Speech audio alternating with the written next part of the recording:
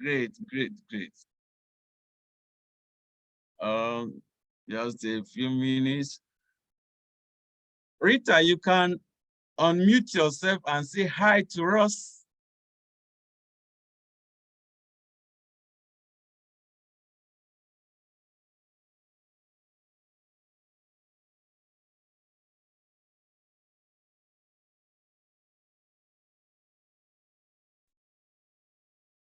Hi, Davis. Hi, Davis. Hi, Rita, you are using multiple devices. You may have to mute one and I have leave one muted on. Great, great, great. Mr. Wally Davis, nice Good seeing afternoon, you. Jerry. Good afternoon, Rita. It's good to be here. You look cool. Thank you. You look cool this afternoon. Thank you. Wow. This is my shirt from Boston. Okay, this is your shirt from Boston. Wow. Yeah. So for some of us that didn't go, I hope you have one or two things to share with us today. Yeah. Okay. Okay. That's a good one. You are all welcome. Is Rita unmuted? Yes. She was able to speak. Rita, David still wants to hear your voice. She's talking, but we can't hear what she's saying. No, she has to unmute herself. Oh, okay. Then we are waiting, Pascaline. Emmanuel, Rita, you're welcome. One of your devices is promoted to co-host, so you'll be able to speak. But so you have to know which of the devices.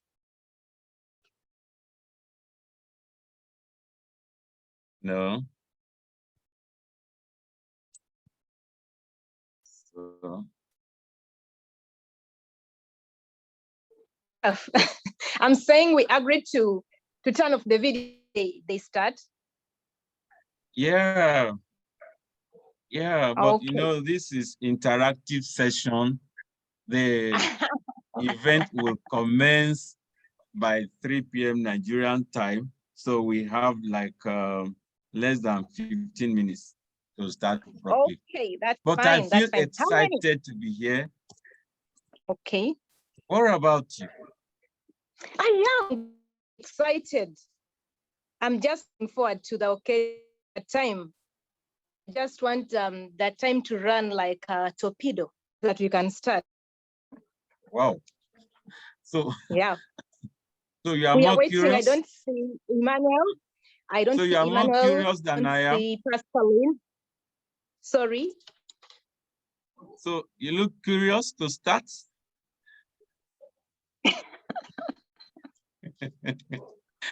Mr. No. Mr. Emmanuel is here, so excited. I can see him smiling. Mr. Let Emmanuel, turn welcome. on the video. I want to see him. His video is on. Him. Where?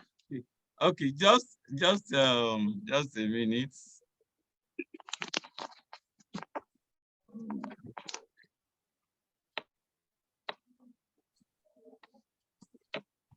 Okay, Mr. Emmanuel should be able to unmute himself. Jerry, now. Thank you for allowing me to speak. Finally, thank you so much.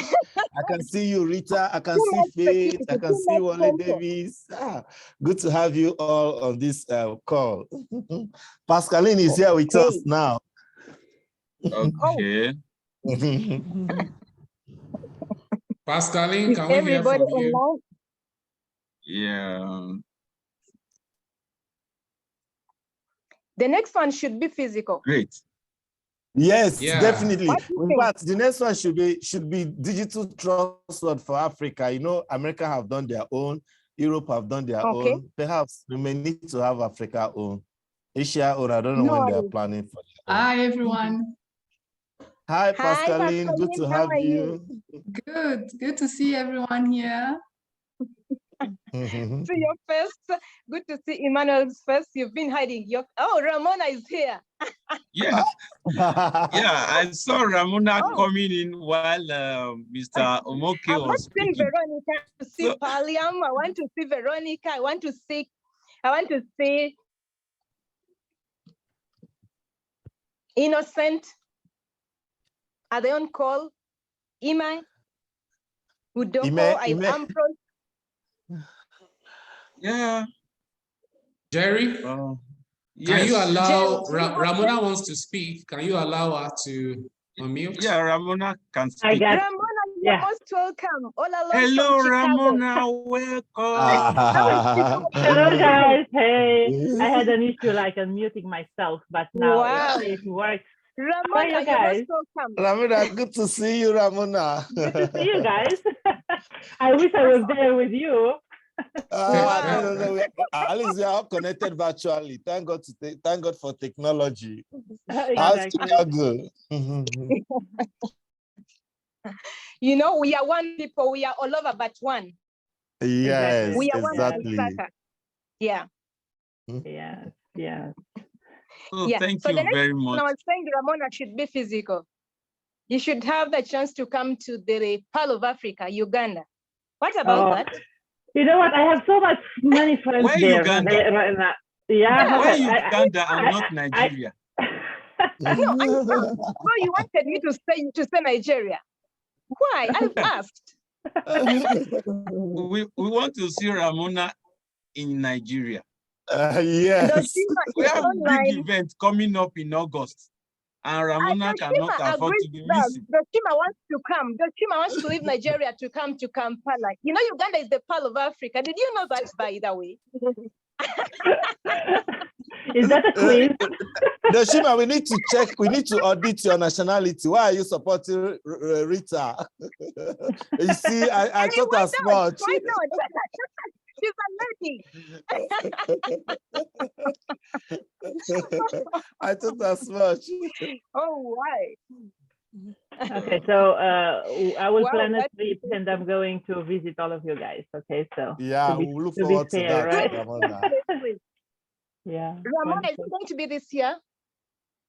This year, next year, the other year? Oh, I was just saying, I didn't plan anything. I was just saying, in the future. I wish the GLS was physical. Yeah. It's unfortunate that GLS is going to be virtual, right? What is it? I'm saying it's unfortunate that even the GLS is going to be virtual. Oh, yes, this year. But from what I heard, next year they are going to have it in person. So, yeah, one more year. Okay, don't quote me on that, but this is what I heard. Okay. All right. Okay, that's interesting. Yes. So we have just a few things to do before the proper commencement of this event.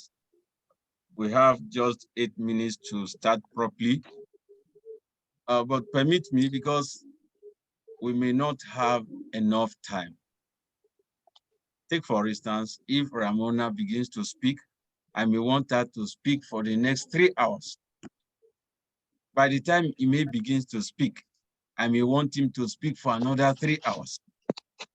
And by the time we enter panel discussion, I may want to have maybe another 3 hours. That will be 9 hours. So I don't know when we are going to close from this place. So unfortunately, we don't have that whole day. But you see, this event, it's a very wonderful one. I tell you, it's going to be insightful, impactful. It's going to be very resourceful. It's an event that you look on to having another time. Right. So this event, we're going to be having some people anchoring it.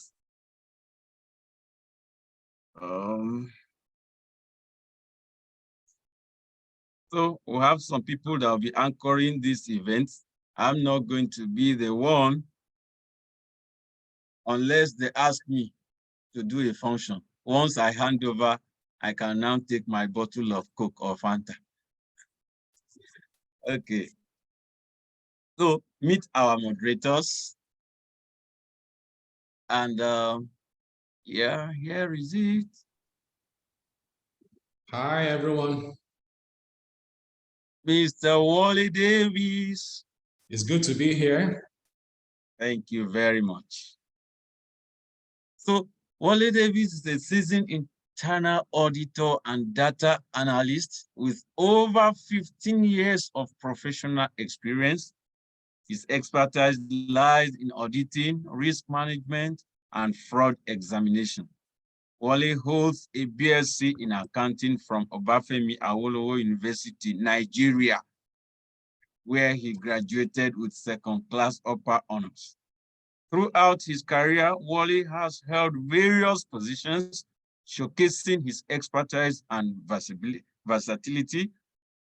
Currently, he serves as the Assistant General Manager of Internal Audit at CAM Holdings Limited, overseeing the internal audit functions of CAM Industry, Ilorin, and CAM Steel, Jimba Oja. Prior to this, Wally was the internal audit manager at Northern Chemical Industries PLC, where he played a crucial role in developing the framework for the implementation of the approved risk-based internal audit plan. Let's make welcome Wally Davis. Good. Thank you, everyone. Great. So I'll be handing over later. So, yes, these are co-moderator two, Rita from Uganda. Unfortunately, I've not been to Uganda before. Does Uganda look good like Nigeria? Rita, don't forget, this is just the pre-event interactive session. So you may see some kind of informal and formal discussions here. Rita, are you on?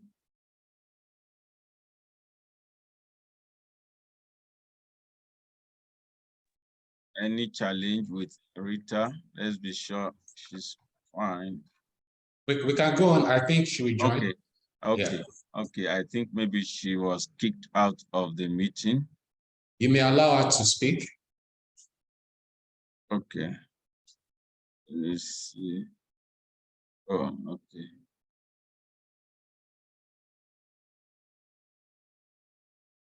Great.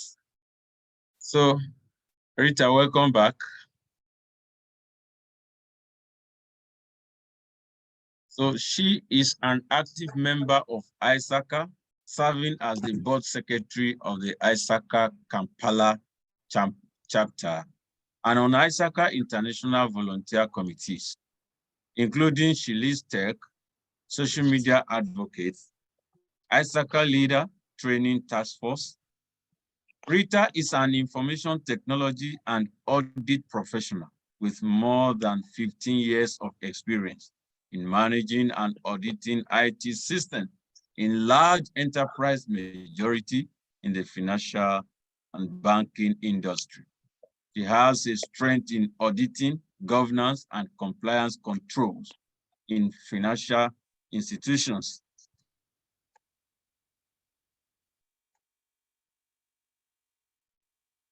Financial institutions across the globe.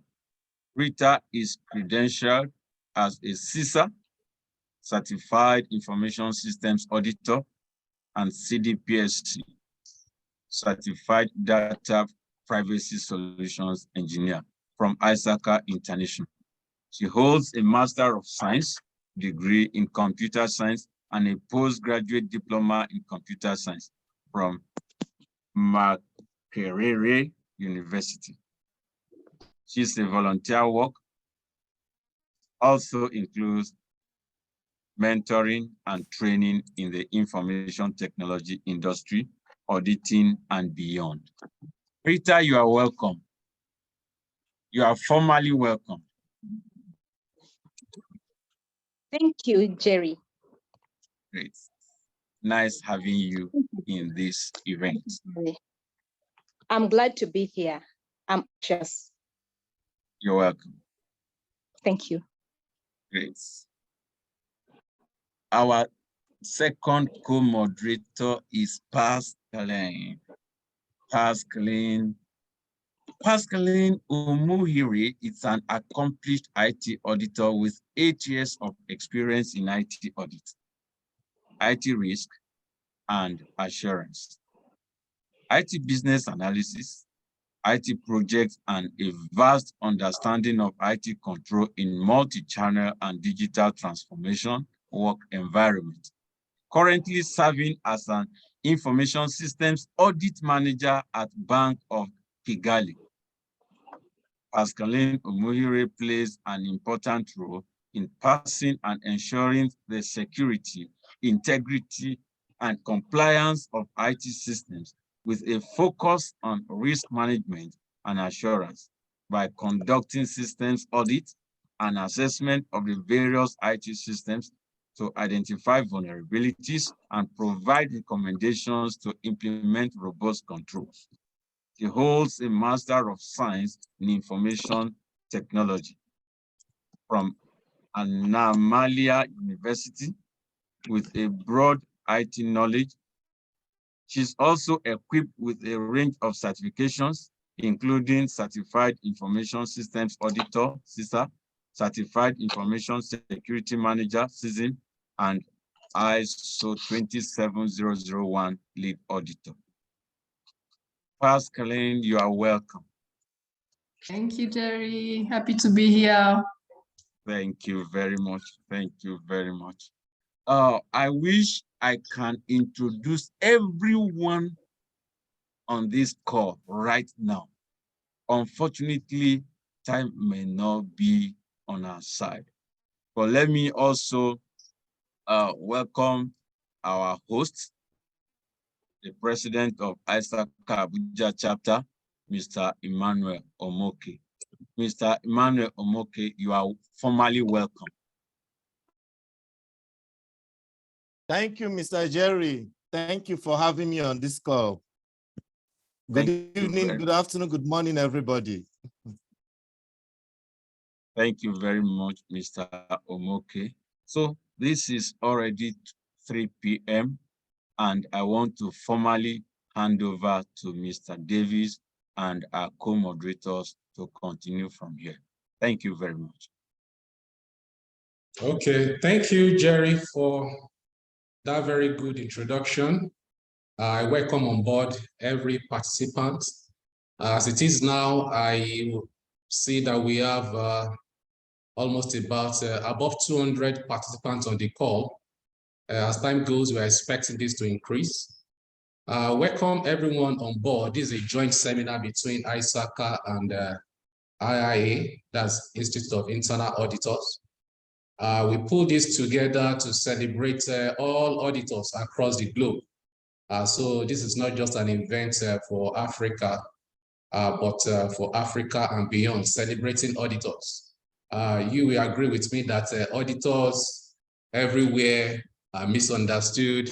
You don't know the function of an auditor. People see us as police officers, you know, trying to do what is not necessary. But beyond that, this is a month where we create awareness for the public to know the value that we add in internal control, in corporate governance, in risk management. So as auditors, we play very key roles in organizations. So this event is a joint event, like I said, between ISACA and IIA to celebrate auditors across the globe. May being the internal audit month everywhere. So I want to welcome everyone on board. If we have any comments, we have the chat box for us to put our comments there. I can see that the number is growing. This is 249 already. I'm expecting more to come.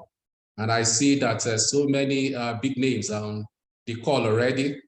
I see Pam Negro, the chair, ISACA chair. She's already here. At the proper time, she will introduce her and she will give us some few words. So I will, at this moment, be handing over to Pascaline to introduce some of our chapter president for ISACA, who are on this call. We have so many chapters who are part of this call in Nigeria, Abuja, Ibadan, Port Harcourt, Lagos, you know, across the globe, Kenya, Uganda, you know, Sri Lanka, South Africa, everyone. So she'll be doing all the introduction. Let me not get in our way. Pascaline, are you here with me? Yes, David. Yeah, so we can go ahead to introduce the chapter presidents. Thank you. Thank you so much, Davis. So before starting and reading the names here, I would like to give a special thank you to the president and their support to make this event such a success. We really appreciate and we look forward to continue working with you. So thank you, Bernard Wanyama from Kampala chapter. Thank you, Eka Etuen from Port Harcourt chapter. Thank you, Lorient Kurikinfura from Rwandan chapter. Thank you. I don't see the presentation pretty well. Thank you, Kenneth Paliam from South Africa. Thank you, Ola Tokumbo Taiwo from Lagos chapter. Thank you, Daniel Giampo from Accra chapter. Thank you, Wine Tufek from Melbourne chapter. Thank you, Anthony Muiro from Kenya chapter. Thank you, Ayokunle Omonijo Ibadan chapter. Thank you, Lakmal Imbuldenia, Sri Lanka chapter.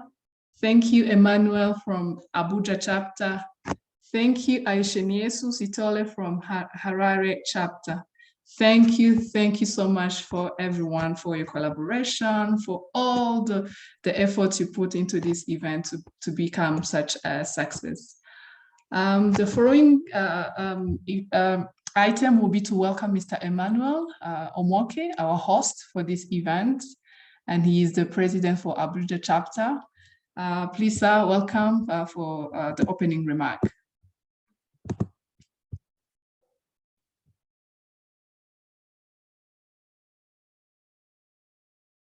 Hello, Emmanuel.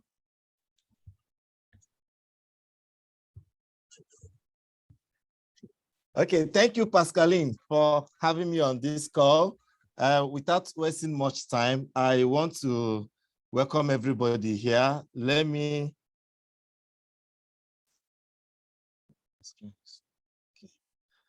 start by welcoming everybody to this call. I want to start with a quote. Depending on your responses to our responses to the challenges and risks we face, we can end up diving, sliding, or soaring in the decades ahead. This quote was made by Richard Chambers, Secure Internal Audit Advisor, Audit Board. Good morning, good afternoon, good evening, professional colleagues, whether you are in America, Asia, Europe, Africa, or Oceania, you are all welcome to this webinar, a collaboration between Institute of Internal Audit, Rwanda and Nigeria, and some ISACA chapters all over the globe to celebrate the International Internal Audit Days. In the month of May, we have several celebrations going on. We have the Mother's Day celebration, we have Labor's Day, we have Mental Health Awareness Month. Of course, mental health, for the kind of work we do, our mental health should be something that we should take so much care about. And the most importantly, we also have Internal Audit Day, which is why we are here today. Yes, Internal Audit Day. We are internal auditors. It doesn't matter if you are an IS audit or internal audit or IS professional. What matters is that we are the eyes and ears of management. It's up to you if you are not deaf or blind to see what is happening around you. But the truth of the matter is that whatever we do, the management all depend on us for assurance. We are also the first point of call if anything goes wrong. Some enterprises that has refused to listen to auditors, some of them did not survive to tell the story today. We are not the ends, but the means to achieving enterprise objectives, protecting and realizing value. We continuously drive innovation. So today, we deserve to be celebrated. As a risk manager, we identify tomorrow's risk, and this brings me to the experience I have in Boston when Dr. Michu Kachu was taking us to 20 years today. He kind of explained to us how 20 years will be how the emerging technology will revolutionize the way we do our work. From a professional point of view, we all know that internal audit is data-driven, and we need to constantly upskill. We need to constantly upscale our capabilities to be able to audit the emerging technology. That's why we have lined up two speakers today, Madam Mrs. Rona Ratu, who is going to take us on the imperative of trust between internal audit and cybersecurity in today's threat landscape. We also have auditing and emerging technology facing the new age challenges by Ime Udoko. We have a lined up of panelists from public sector, private sector, all sectors inclusive, to discuss these tropical issues that will be dealt by our subject matter experts. So what are the risks facing us? We are talking about emerging technologies, and this is a carrion call for us to also be cognizant of the risk that is staring at all of us. The first, from International Labour Organization, they stated that in 2030, Africa and Asia will be home to 3/4 of working age population. What does that mean? That means that there are some challenges that we need to there are some challenges that are staring at us that we really need to be sure that we face squarely to be able to make sure that we'll build a very, very strong digital trust professional that will take on the task ahead of us. You know, from the Boston experience, Dr. Kachu was telling us about 20 years ago, 20 years into the future, and the need for us to also be ready for it. And also now, International Labour Organization are also telling us that in 2030, Africa and Asia will house 1/3 of 1/3 of the working age population. Now, what are the challenges now that we need to be cautious of? We have a literacy rates globally. This slide was taken from one of the presenters we had in our last month's webinar that discussed on the end-to-end security, the role of digital trust professionals. We can see that we have literacy rates in Africa and Asia is a bit low. In, of course, Western world, they've all matured to the level of having 99% literacy rate. And also we have the challenges of access to electricity. Equally, we have the digital divide. If you look at this graph, you will see that the dark area, these dark areas shows that people that does not have access to internet, and also the population of people that does not have access to internet. When you look clearly at this graph, you will see that the Western world are far ahead, but Africa, Asia, and South Americans, the darker areas, they have so much work to do to meet up with digital equality among the populations.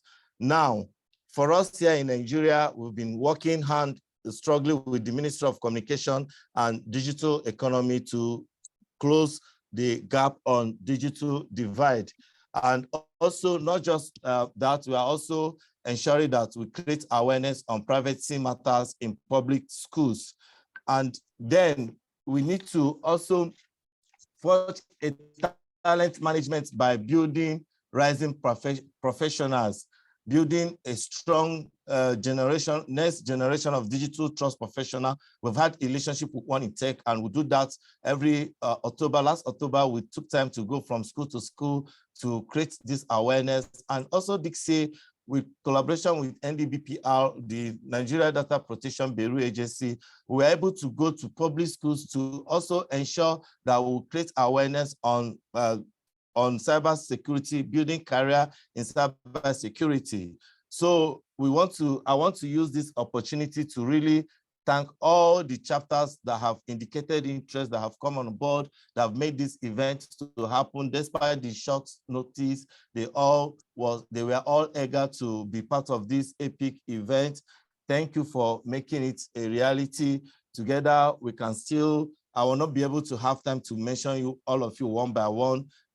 Pascal has already done that. And I want to believe that together, we can find our voice and use it impactfully. I will end this speech by quoting one of the sessions I attended during the Boston, Tracy McQuaid. He said, "Is fear holding you back? Get it through by learning to trust yourself, learning on your power and taking action." Sometimes the smallest step in the right direction ends up being the biggest step in your life. Tiptoe if you must, but take the step. On this, I want to thank you all for sparing your time to be with us to celebrate our international internal audit awareness month. Sit back and enjoy yourself, and feel free to use the chat box to ask questions. Thank you very much. Over to you, Pascaline. Thank you so much, Emmanuel. Thank you. We would like to continue with our program. And on this one, I'm going to introduce Davis for a goodwill messages by IIA to first give us a brief introduction. Welcome, Davis. Okay, thank you, Pascaline. Like the president of Abuja chapter said, this is May is the International Audit Awareness Month for us to create awareness about what we do, for people to know that we are not just a corporate police. We do much more than that in the area of internal control, risk management, and corporate governance. So at this point, I will be inviting representatives of IIA. I believe that we have representatives from Nigeria and Rwanda. Is there anybody on this call from IIA to give us some goodwill message before we go out with the program? So I invite us to come in at this point. Goodwill messages from any of the IIA representative. I don't know if Irene is on the call, or the IIA president for Nigeria, to give us some few words before we go ahead.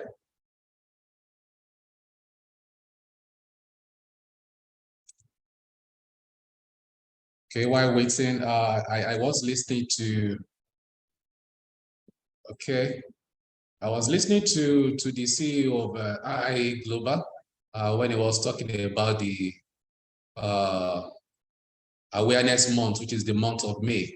I was mentioning about 2 goals why we have the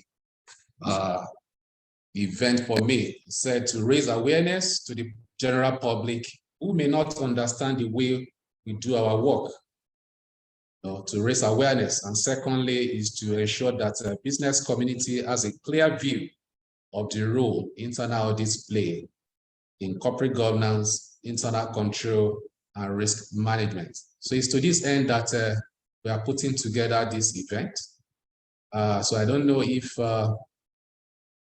any of the IIA representative is available now to give that goodwill message, to further tell us about the event in May. Why is it so important that we have this Institute of Internal Auditors celebrating awareness in May? Why is it so important? And while we are waiting for that also, why can't we put in the chat box? Some people will be saying, if I come in my next world, I don't want to be an auditor. So I want to ask us, as auditors on this call, and to the general participants, why are you an internal auditor? Can you put it in the chat box? Why do you value internal audits? So I would like to see responses in the chat box. Okay. Waiting for the representative from IIA.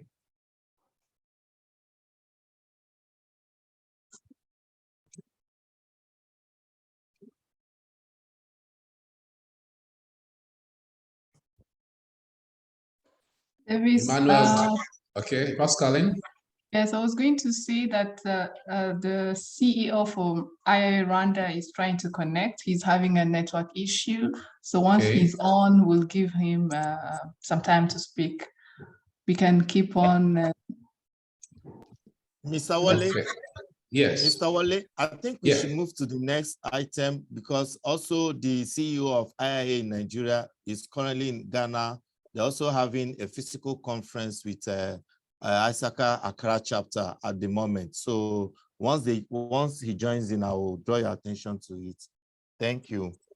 Okay, so as we proceed in the program, we'll give the opportunity for IIA to also make their presentation because this is a joint event between ISACA and then IIA chapters. Okay, at this point, we'll be moving to the first presentation, but I would like to hand over this segment to Rita, my co-moderator. Rita, are you close by?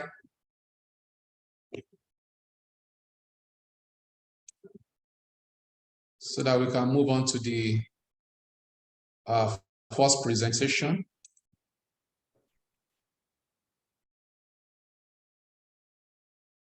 Pascaline, is Rita close by?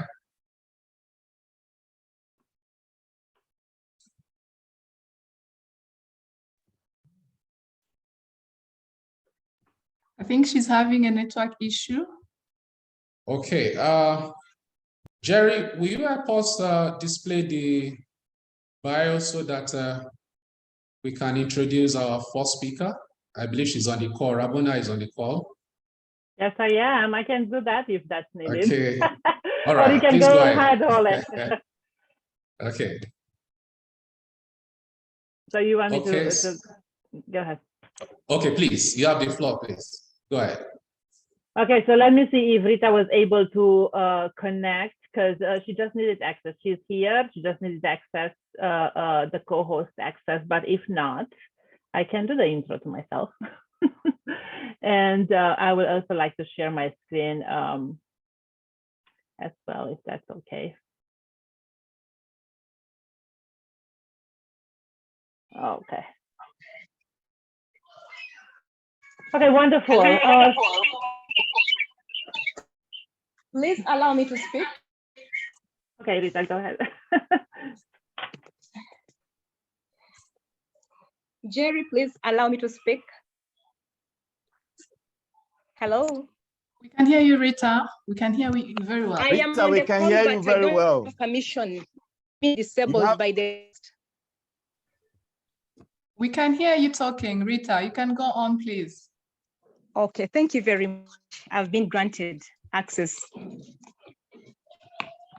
Good evening, good afternoon, good morning, ladies and gentlemen joining us across the globe. Thank you for joining us to celebrate the 2023 International Audit Awareness Month with the ISACA sister chapters across the globe. Once again, my name is Rita. I was already introduced before, but for the benefit of those who are joining us, my name is Rita Kos, ISACA Kampala chapter, as I work board secretary, and I'll be the moderator for the next session. They have already told us, our MC told, in case you have any questions, please feel free to use the chat room to share all type of compliments, your questions. They will be attended to at the end of the session. We will have a Q&A session at the end of the session. It will be brief, but in case there are any questions that will be unattended to, our speaker will be able to respond to all of them on the chat box as we continue with our program. Once again, to this webinar. In the face of significant and continuous evolving cyber threats, it has become increasingly vital for organizations to establish stronger alliance between their internal audit and cyber security functions. Our study today is going to delve into how both functions should work together and establish a unified front against the evolving cyber threat landscape and ensuring the organization's resilience to the face of emerging risks.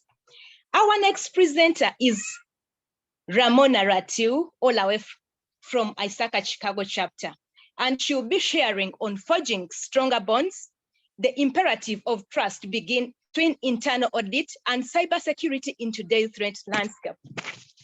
Just allow me to introduce or to give you a brief about Ramona.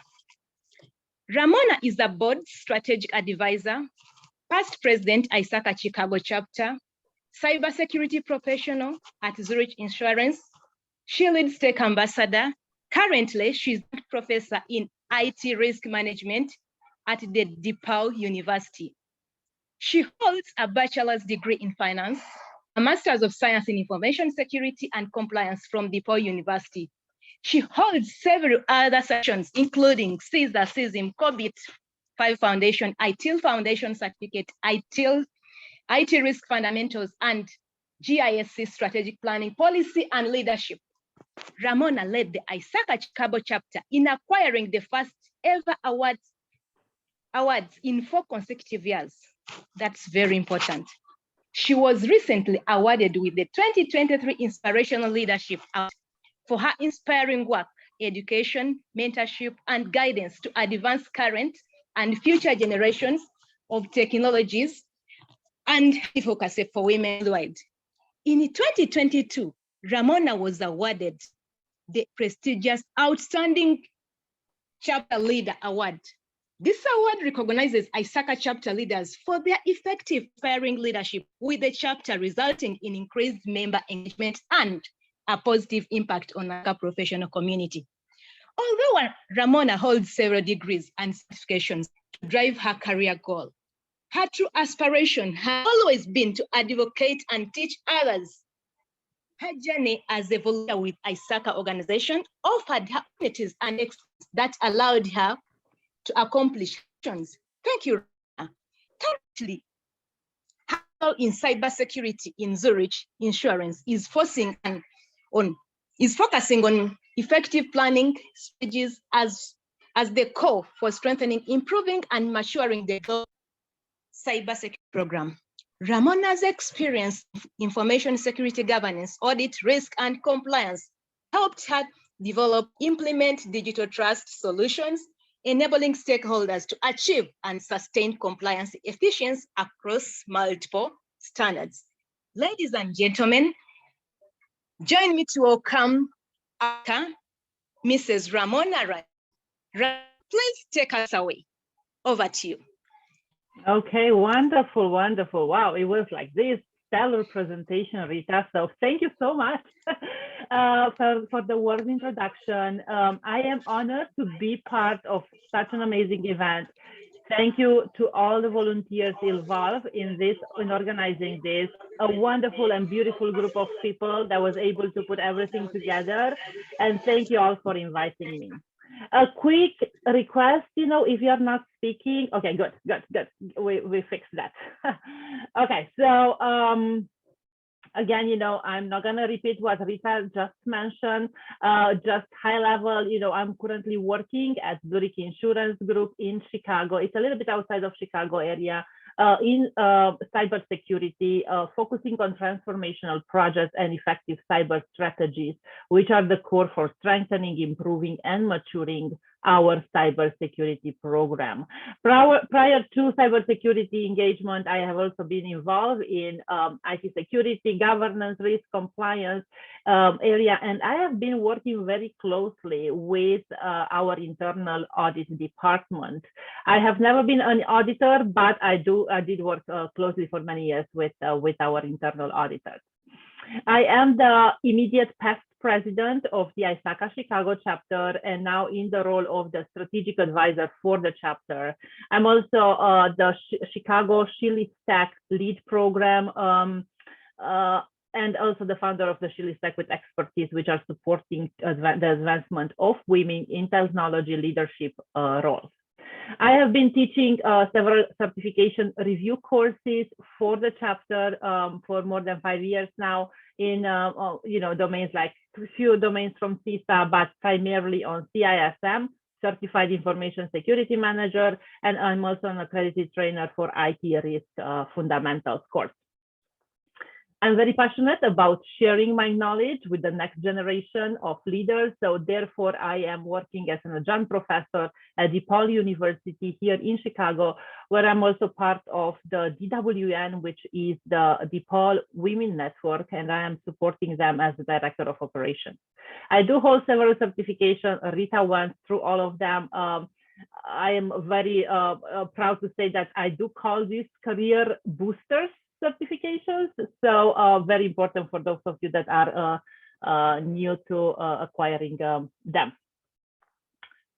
Okay, so now that you know a little bit about me, and prior to this event going live, I kind of promised the guys on the call that I will be visiting Africa, and I'm not going to go to one country because I don't want to upset anyone. I'm going to take a tour, okay? So, but I am again, very happy to be here with all of you guys, and I appreciate and I'm very grateful for the technology that we have today and the fact that we can make this, we can meet each other and we can support each other, right? And on the screen right now, you see the couple of points that we are going to touch base on in the next 30 minutes. Then we do have 10 minutes at the end for questions. Also, because of the number of people joining this event, it cannot be like a really interaction section, but at least if you have any questions, go ahead and use the chat, post your questions in the chat. I will be monitoring the chat and addressing questions at the end. If we run out of time, not a problem at all. I will stay on and I will address the questions, in the chat later on. Okay, so the name of this topic that it is forging stronger bonds, the imperative of trust between internal audit and cybersecurity in today's threat landscape. And I came up with this topic as I've noticed the need to highlight the importance of collaboration between various departments within an organization to establish a common, like a strong, a unifying front against evolving cyber threats and ensuring companies' resilience in the face of the emerging risks. Okay, so let's start by talking about resilience and the importance of building resilience within an organization. I would say there is no brainer to say that building resilience within a company, it is crucial to withstand the ever-changing cyber threat landscape.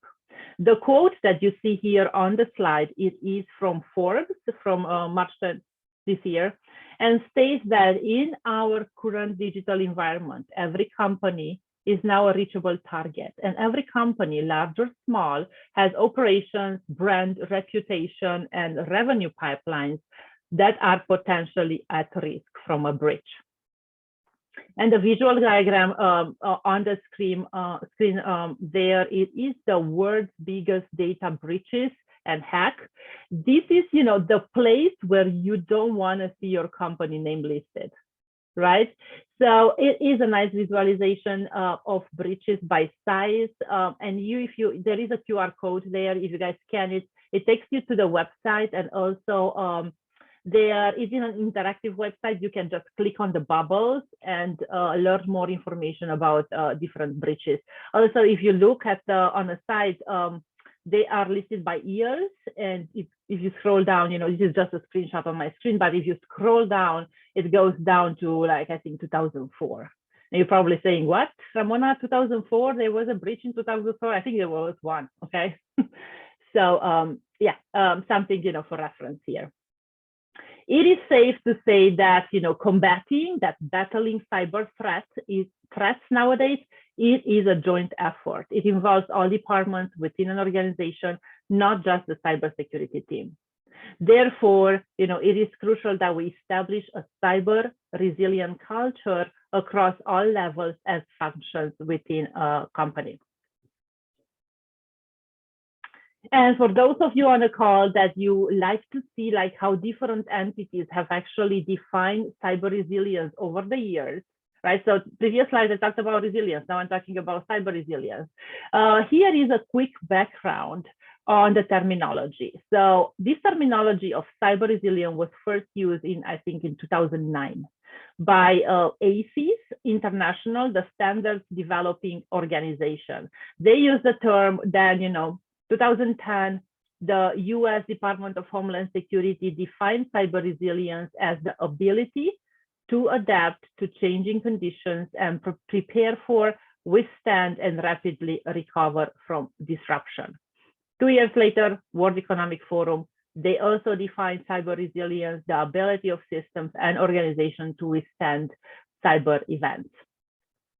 Now, between 2012 and 2017, there were other thought leaders, that have like refined the terminology. So for example, in 2013, President Barack Obama of United States signed a presidential policy directive dictating resilience for the country's critical infrastructure. So that was in 2013. Now, fast forward 2017, ISO, I think everyone on the call is familiar with ISO, International Standards Organization. They came in with a definition, the ability of an organization to absorb and adapt in a changing environment to enable it to deliver its objectives and to survive and prosper.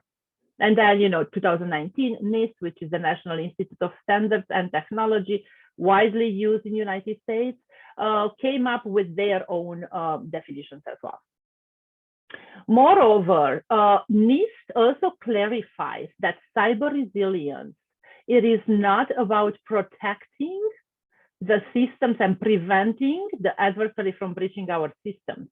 It means, assuming the system is or will be breached and figuring out what we need to do to continue our mission after the fact. So I've recently read a book, I thought I have it handy so I can show it to you. I read a book on rebooting cyber principles and tactics. It was by Rick Howard, great book. And he used a great example there for everyone to understand what is resilience, right? So I think most of you on the call are familiar with the movie Terminator and Terminator 2, okay? So in the original movie, the Terminator was designed to survive. Much like our, systems today, Arnold Schwarzenegger, the actor, there was loaded with various functions to identify, protect, detect, respond, to ensure he would survive and be able to defend himself. However, upon like attack on the Terminator, he began to lose functionality. Right. So by the end of the movie, all his functions were like slowly destroyed. He basically lost his ability to identify, protect, detect, and respond, but he was surviving. Now, in Terminator 2 was built not just to survive, but to be resilient. He was able to anticipate, he was able to withstand, he was able to adapt, he was able to recover, right, from attacks. If you guys recall, his body was able to absorb the bullet and heal from it. In addition, he was able to morph his body into a sword, to change, to adapt, to morph into a sword that was, when he needed like a sharp weapon. So see where I'm going. We must expand or extend beyond the thinking of our organization survival. We must include resilience to ensure the overall functions and mission can be conducted while operating in the current, I would say, challenged cyber environment. Also, just a remark here, for those of you that are Terminator fans, there is actually a short movie analysis on YouTube that talks about artificial intelligence and the destructiveness of technology. And it is from 5 years ago. I'm telling you, it's still relevant. It highlights our dependency on technology and make you think of like how humans can or should use it. Now, this clip and this movie is beyond the point of this presentation today. I just wanted to mention it because, you know, if they are Terminator fans, you know, it's a nice analysis to see. I also want to highlight one of the sentences, you know, that was used into this analysis, and that will help me segue into the meat and potatoes of this presentation. Technology doesn't have morality. It is how we use it that gives it morality. You know, it is basically saying at the end of the day, it is about us. It's about people, about how we adapt it to our needs, how we adapt technology to our needs, how we collaborate among us, you know, to and how do we embed parts of like technology within our lives, within our companies, organizations. You know, and again, how we communicate, how we collaborate has a saying into the resilience part of any company. And studies have shown that organizations are putting more effort into supporting various non-technical functions, into understanding the technologies that is used, into understanding the cyber risks that exist nowadays, you know, and how these cyber risks and cyber attacks cascade down. What is their cascading impact within the enterprise? And I also want to believe that by now, organizations have actually embedded or they have grown a culture in which internal auditors are not seen as, you know, are seen more like, are not seen as the police officer. I think this is what terminology and Emma used, you know, at the beginning, but they are seen as partners. They are seen like, you know, working together, collaborators, not adversarial players. Now, if you are still part of an organization in which auditors are intimidating others, you know, there is a need to shift, or there, let me put it in nicer words, there is a need for an organization culture enhancement. And I am not saying that we need to remove, I'm not removing the integrity, I'm not removing the objectivity, the independence piece, the hardcore of an audit role, but I would, I want to highlight ways that we can support each other, support a good partnership between internal audit and between cybersecurity professionals, and all towards a more secure environment, towards resilience at the end of the day. And if we are doing the right things before a cyber incident, before a business disruption, then this behavior will have a major impact into how we collaborate during an incident and how we respond. So how we respond during an attack and how resilient we will be after the fact. Now, you know, in today's threat landscape, statistics are showing that, you know, cyber attack happens like every 39 seconds, or, you know, depends on the statistics I've read this morning, 14 seconds.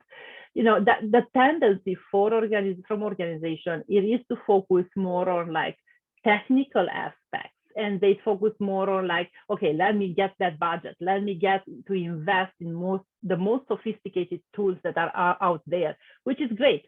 Don't take me wrong, but we need to slow down. I think that we need to ensure that we have actually covered the basics and we are manage that properly. Okay.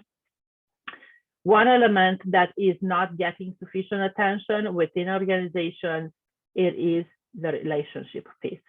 So strengthening relationships between functions, between departments through collaboration. And what is the golden ingredient for collaboration? It is communication. And I know I'm not bringing any news here. I know even though this is the first thing that you guys think about, it crosses our mind when we think about strengthening relationship. It's collaboration, communication. This is a challenge. This is a challenge that can create confusion within a company if it's not supported, first of all, by the top level, the tone at the top management, right? And that's then cascading down within the company. I would say at a minimum, collaboration involves open and transparent communication, shared decision-making, and embracing, like welcoming, new ideas, welcoming new perspectives. To read the diagram here on this slide, collaboration involves open communication, and communication is key to successful collaboration.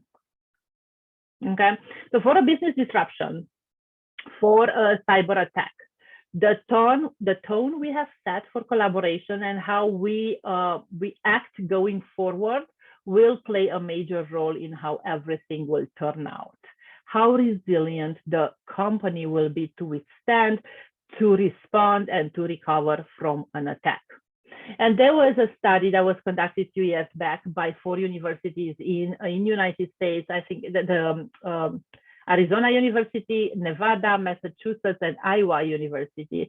They highlight and they were focusing on researching the relationship between the functions.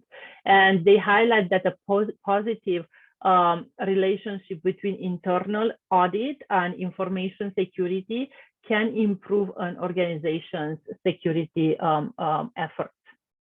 So for instance, the findings indicate, in this research indicate that a stronger relationship between two functions results in a better detection of security incidents, better detection of control weaknesses, and identifying easier identification of areas of non-compliance. And I realized I didn't put the link of that study, of that research, but I am going to share the presentation after the fact with the organizers, and I'm going to embed the link there if you guys are interested in reading more about this study. Okay, now let's see what are some of the tactical things that we can do to strengthen this collaboration between cyber security function and internal audit. And one thing that I want to mention here and start with, collaboration and trust, they are not the same thing. Sometimes, we do collaborate out of necessity. So, just to fulfill our job responsibilities. However, when we talk about trust and you want to gain trust, it is gained through demonstrating a consistent reliability, transparency, and integrity in our actions and in our interactions. So, excuse me, this is where we want to land, right? Trust, it is a crucial element in this partnership we are focusing on, for the discussion today. Okay, first element here. Show mutual respect and be friendly. I don't want to talk much about it, but there is no need for one party to be demanding, to giving orders, right? There is no need for the other party to just prove their technical lexicon either, right? We know the two functions, they don't see eye to eye, and that's okay. And it is okay to disagree, and it's okay to push back as long as you are doing it into a respectful manner. Establishing channels of communication and knowledge sharing. Now, let me tell you this, not everything needs to be an audit. Not everything needs to turn into an audit. So in terms of channels of communication, how about, setting up a channel, peer-to-peer type in communications channel, and one that crosses my mind now is the Microsoft Teams, right? So Microsoft Teams, very easy. You can go ahead, you set up a channel and use between cybersecurity professional and auditors. And, an example that comes to my mind that is this particular auditor. So she was learning about how Power Automate, and if you guys are familiar with Power Automate, how Power Automate it is actually used to exfiltrate data from Outlook into personal Gmail account, right? It's that just some flows, that are supporting through this Power Automate tool, and you get all the Gmail, all your Outlook corporate data emails and move them, into the Gmail account, exfiltrating data out of the environment. So she went and she actually posted, on this channel that I'm talking about, the communication channel between the two teams. And it was picked up by the offensive security team and it was tested right away. Okay, so that's one. Another thing that is depending, it's important that I think is depending on the size of the organization. Now, cyber team might have like a governance function, or let's say if it's not like a function itself with several people, maybe like a person, one person that focuses on cyber governance and the relationship between cyber with other departments within auditors in this case. Then, probably like let's set up a monthly meeting to talk about what are the risks, what are, to monitor any issues and any vulnerabilities, discuss any upcoming events. Also, the leads of the two functions should have set up like one-on-one type thing calls to talk to the same thing, okay? But they do talk at a different level, at a high level.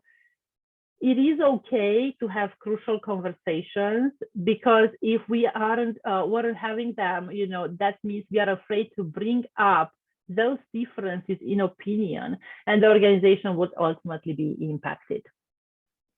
Ideally, if we start like with a crucial conversation, we kind of want to leave with, that was a constructive conversation, right? And the third element here that I would mention that you might think of is the involvement where you can involve security and audit during like your project, for example. So, there are meetings for project status, for evaluation, what's the status of the current projects we have, and also talk about what the upcoming projects and discuss the approval of the upcoming projects. So we need to make sure that, we give security and we give auditors an opportunity to review the risks and voice any concerns upfront before moving forward. You want to address everything before this gets approved.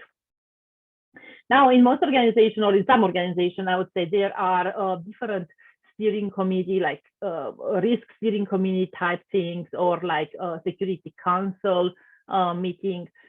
We want to make sure that internal audit has a seat at the table. So, usually the identified risks, they are discussed during this meeting. So the security risks are discussed during these meetings.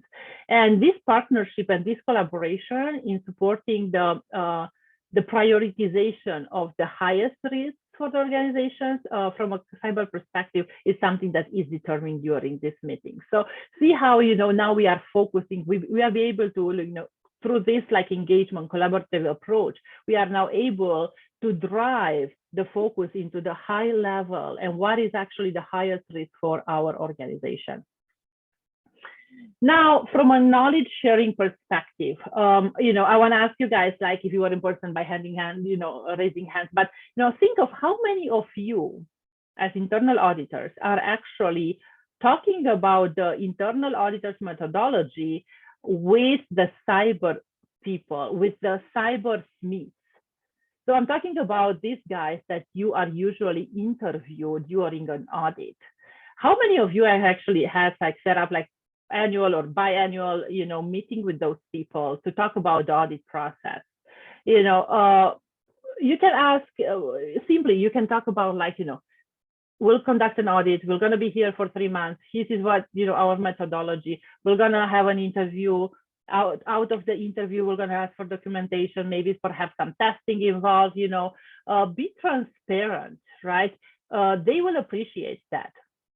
Now, don't give them the nitty-gritty details because you're going to lose them right away. I can tell you that, right? So, but give them the high-level expectations. And same way, cyber people, we need to make sure that we do engage auditors and we talk in our, like, for example, in our program, cyber awareness programs, or like cyber champions programs, which those cyber champion programs are usually tailored to talk about the internal tools, policies, procedures, technologies that are used actually internally, and to provide an overview how all these teams within cyber, all these are working together to support and defend the environment. Okay, so invite auditors to those these meetings as well. Make sure that you're sharing the knowledge with auditors. Also like knowledge sharing between internal audit and cyber team allows for like proactive monitoring of engaging threats and vulnerabilities. By sharing information and information and expertise, insights, these teams can identify potential risks in real time. We can impact, what is the impact to our organization and develop appropriate mitigation strategies, right? So internal audit team expertise in risk management, also, the expertise in like regulatory compliance can definitely further assist cyber teams in prioritizing and addressing the identified threats more effectively. The third one here, joint problem-solving initiatives. What do I mean here? Engage auditor in cyber testing scenarios. So for example, tabletop exercises with a cyber focus. Now, tabletop engagements are usually conducted within or by the business resilience team, but depends on the size of the organization, right? So for example, at the company I'm working for at Zurich, we are a global company and I'm working for the group. So we as in cyber team, we are designing those tabletop engagements with a cyber focus, right? A cyber scenario. And, we hand them then to business units to conduct exercises locally, but we will be attending those calls. We will be in this session. We will be talking about our perspective, our cyber perspective on from the group level of what are the processes for incident response, right? What are the procedures and so forth. Auditors should be invited as well. And think for yourself, right? How many of you have actually been invited to a tabletop exercise, right? And probably most of you will say, I have not. Now, maybe it's time for you to voice it out and say, hey, I can bring some expertise here. I can bring some value here and provide my insights into this exercise, obviously, while maintaining your independence and objectivity. Another example that I would have here is the robust controls evaluation. So the internal audit team brings expertise in evaluating controls and processes across the entire organization. So when this is combined with the cyber team's technical knowledge, they can assist or they can assess the effectiveness of existing cybersecurity controls and identify any gaps or weaknesses. So this collaboration enables a holistic approach to control evaluation, covering both aspects, right? The technical and operational aspect as well. This ensures that the organization's cyber defenses are aligned with the overall risk management framework and business, ultimately, with business objectives. The fourth one here, and let me take a sip of water. Collaboration on cyber risk assessments, collaborate on cyber risk assessments and address findings. Now, collaboration between the internal audit and cyber team enables a comprehensive understanding of cyber risks. The cyber team possesses, they do have specialized knowledge of emerging threats, vulnerabilities, and the organization technology landscape overall. By actively involving the internal audit team in cyber risk assessments and incorporating their broader business perspective, a more comprehensive risk identification process can be achieved. Agree with me? Hope so. So this collaboration, it does ensure that a wider range of risks, including operational risk, compliance, strategic risks, are considered in the context of cybersecurity. The other piece is assessment, right? The cyber team, so they do have their own security risk assessment that is based on data received from internal and external tools. The output of this cyber assessment, it is in the internal audit risk assessment. It is an input in the internal audit. I'm trying to say it's an input in the internal audit risk assessment, which is intended to provide independent assurance of risk and the independent perspective of risk throughout the organization. And then similarly, right? So the results of this the findings, right? The audit findings, the audit issues should be then, incorporated back into the security risk assessment. Now, the other thing here, and this is sensitive, right? So because it's not possible within organization and we all deal with budget constraints and so forth, but it would be good to allocate a resource who would be like the liaison between cyber and auditors, right? So you want to have a person in cyber that will be like the liaison person with auditors. It makes auditors' life easier, right? So they don't have to go and talk with 10 people, get 10 different answers for the same question. That's a problem. But also from a cyber perspective, right? Cyber, they are focused on their like duties, day-to-day duties, and having that one person, one channel to fuel all this information, I think it would bring value. Vice versa, if you can in audit function, if you can hire a person that has specialized cyber skills, it would bring lots of value on strengthening this relationship. And the last one here, foster a culture of trust, transparency, and encourage constructive feedback. And truly, again, as I mentioned at the beginning of the presentation, it does start at the top. Top management should encourage and enable, like, increase audit attention to information security issues. And, welcoming feedback, welcoming constructive feedback, trust, facilitates the exchange of like critical insights, enhances the effectiveness of our risk assessment, and enable a proactive response to emerging threats. Okay, so we went through all this, just to conclude here, the quality of the relationships between internal auditors and cyber professionals has a direct impact into improving cybersecurity effectiveness and cybersecurity posture overall. And by fostering like a strong collaboration between the internal audit and cyber teams, organizations can actually leverage the expertise of both functions to build a more robust cyber resilience framework, a cyber resilience program. And with that, let's see, I will have, I think, 4 minutes, to get into the questions, and let me take a look at the chat and pick two of the questions right away, okay? So what would be some metrics used to assess the level of maturity in a collaborative culture? Good question, very good question here. This is not an easy answer to say. The one that I personally like, it is observation. And that would be observing the interactions between departments, right? Remember the example I gave you with the auditor that, calling this ethical hacker or like the red teamer on data exfiltration through the Power Automate tool. So if you have a setup, like already set up a collaboration channel, on Teams, like I said, you can check the engagement on that platform.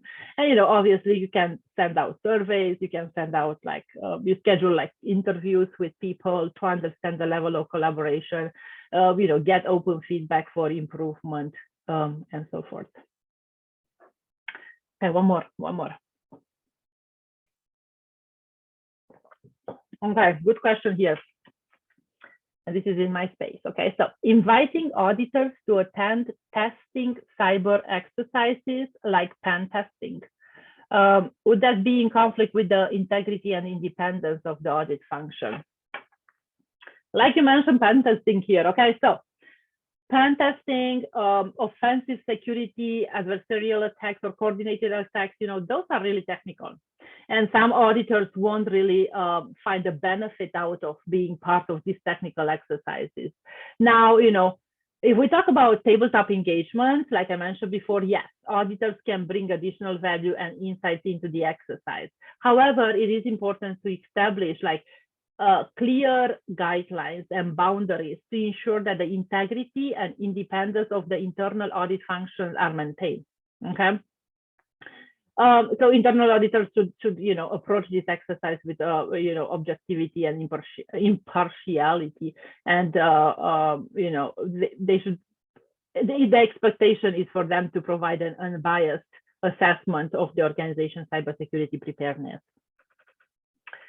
there is another one that I want to mention, purple team engagements, right? So there is a fine line. That, you know, the purple team engagements can be really technical, and you know, and by the way, I'm not sure if the group here is familiar, those purple team engagements are actually coordinated exercises that are conducted usually within cyber teams. And, you know, the primary audience is like cyber people. They tend to be technical. That's why they are not open to outside teams. But, you know, sometimes we need like governance, risk, compliance involved, all these people involved into those as well. Basically, the red teamers, you know, our ethical hackers, they get together with the blue team. Blue team, they are the defenders, you know, and to conduct like this live, real live exercises, right? So they pick a scenario. Usually those scenarios are picked by the threat intelligence team, right? So they are the one that understand the threat environment, and, you know, they will pick the scenario, they will bring it in, and then, you know, it's going to be live performance of like red teamers penetrating the systems, and then, you know, the blue teamers, the defenders, are actually checking to see if you know, any alerts were triggered in our defensive tool. So hopefully that was triggered. If no alert was triggered, that's considered a gap. Okay, so that's kind of the exercises that are conducting. And I will, a funny story here for this group. The first time when we at Zurich, many years back, when we looked into these purple team exercises, the first exercise that we had, it was based on an internal audit. So we had an internal audit, we had the findings, and it was like 6 months later or whatever, 9 months later, you know, we want to make sure that those were like, they were confirmed as closed. Are they really closed? Are they representing any weakness within our environment? So that was actually the basis that for our first purple team engagement. Yeah, and you know, in that case, we didn't invite auditors, yes, but probably we should have benefits from having auditors involved into that particular exercise and scenario. And Rita, do we have another? Can I take another question, or we are at time?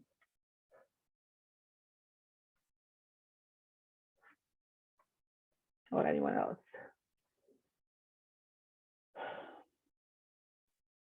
Thank you, Ramona. We have a few questions. We have few questions in the chat. Maybe while Rita is trying to connect. Allow me to speak, please. Oh, great, great. You're muting me and blocking speaking. That's why I'm unable to speak. Actually, it's not because of the network. Sorry about that. Ramona, there is one question that they asked is, it says, the collaboration of first and third line of defense sustainable? I couldn't hear that question. Sorry, what was it? Is the collaboration of first and third line of defense sustainable? Third line of defense? It is a collaboration with the third line of defense sustainable. Yeah. I think, yeah, so third line of defense, internal auditors, yes, that was the entire, that was the intent of this topic, to present, you know, what are the ways in which we can collaborate? What are the ways we can collaborate with the third line of defense, with the internal auditors? And yes, from my perspective, it is sustainable. And it is sustainable if we are willing to collaborate, if we are willing to communicate, if we are establishing partnerships with the third line of defense within our organization. If we are shifting them perception, you know, of like police officers, you know, into being like partners and collaborators with internal audit, but understanding also, you know, the independence part of it, understanding the objectivity part of it that comes with an auditor's role, right? So understanding the roles and responsibilities but partnering into creating a safe environment for the organization, I think is extremely important nowadays. Okay. Thank you. We have 2 more questions. One I can take the questions if okay. that's okay. You know, with those. We guys. have just 1 minute. If you could just summarize both of them, I'm just going to read them for you, and then you just give summary. One is, do you have an example of a breach in which the disconnect between the departments led to the breach occurrence? Then the next one is, can you expand on top exercise and give some examples of training cyber scenarios? Yes, yes, yes, and yes. Absolutely. So do you have an example of a breach, right, in which the disconnect within the department, actually led to a breach occurrence? Yes, as a matter of fact, after the fact analysis of a successful cyber attack, right, of a breach, it's always determined that there is a layer of miscommunication or misalignment between departments. So for example, a few years back, Equifax breach, one of the largest credit reporting agencies in the United States, right? So I think that breach took place like 5 years ago. Sensitive personal identifiable information were exposed for like 145 million, right, individuals. That breach was the result of multiple factors, okay? But one of them was miscommunication, misalignment between the IT department and the security team that was responsible for monitoring and reporting the threats. This miscommunication, it did delay the identification and patching of vulnerabilities in the Equifax system. So that allowed hackers to exploit this weakness and gain unauthorized access to sensitive data. So that's one example. And for the other question, Rita, can you expand on tabletop examples like on cyber threat scenario? Yes, right. One of the things that is very common, I would say, and is on the rise nowadays, it's not a surprise to anyone, is the ransomware attacks, right?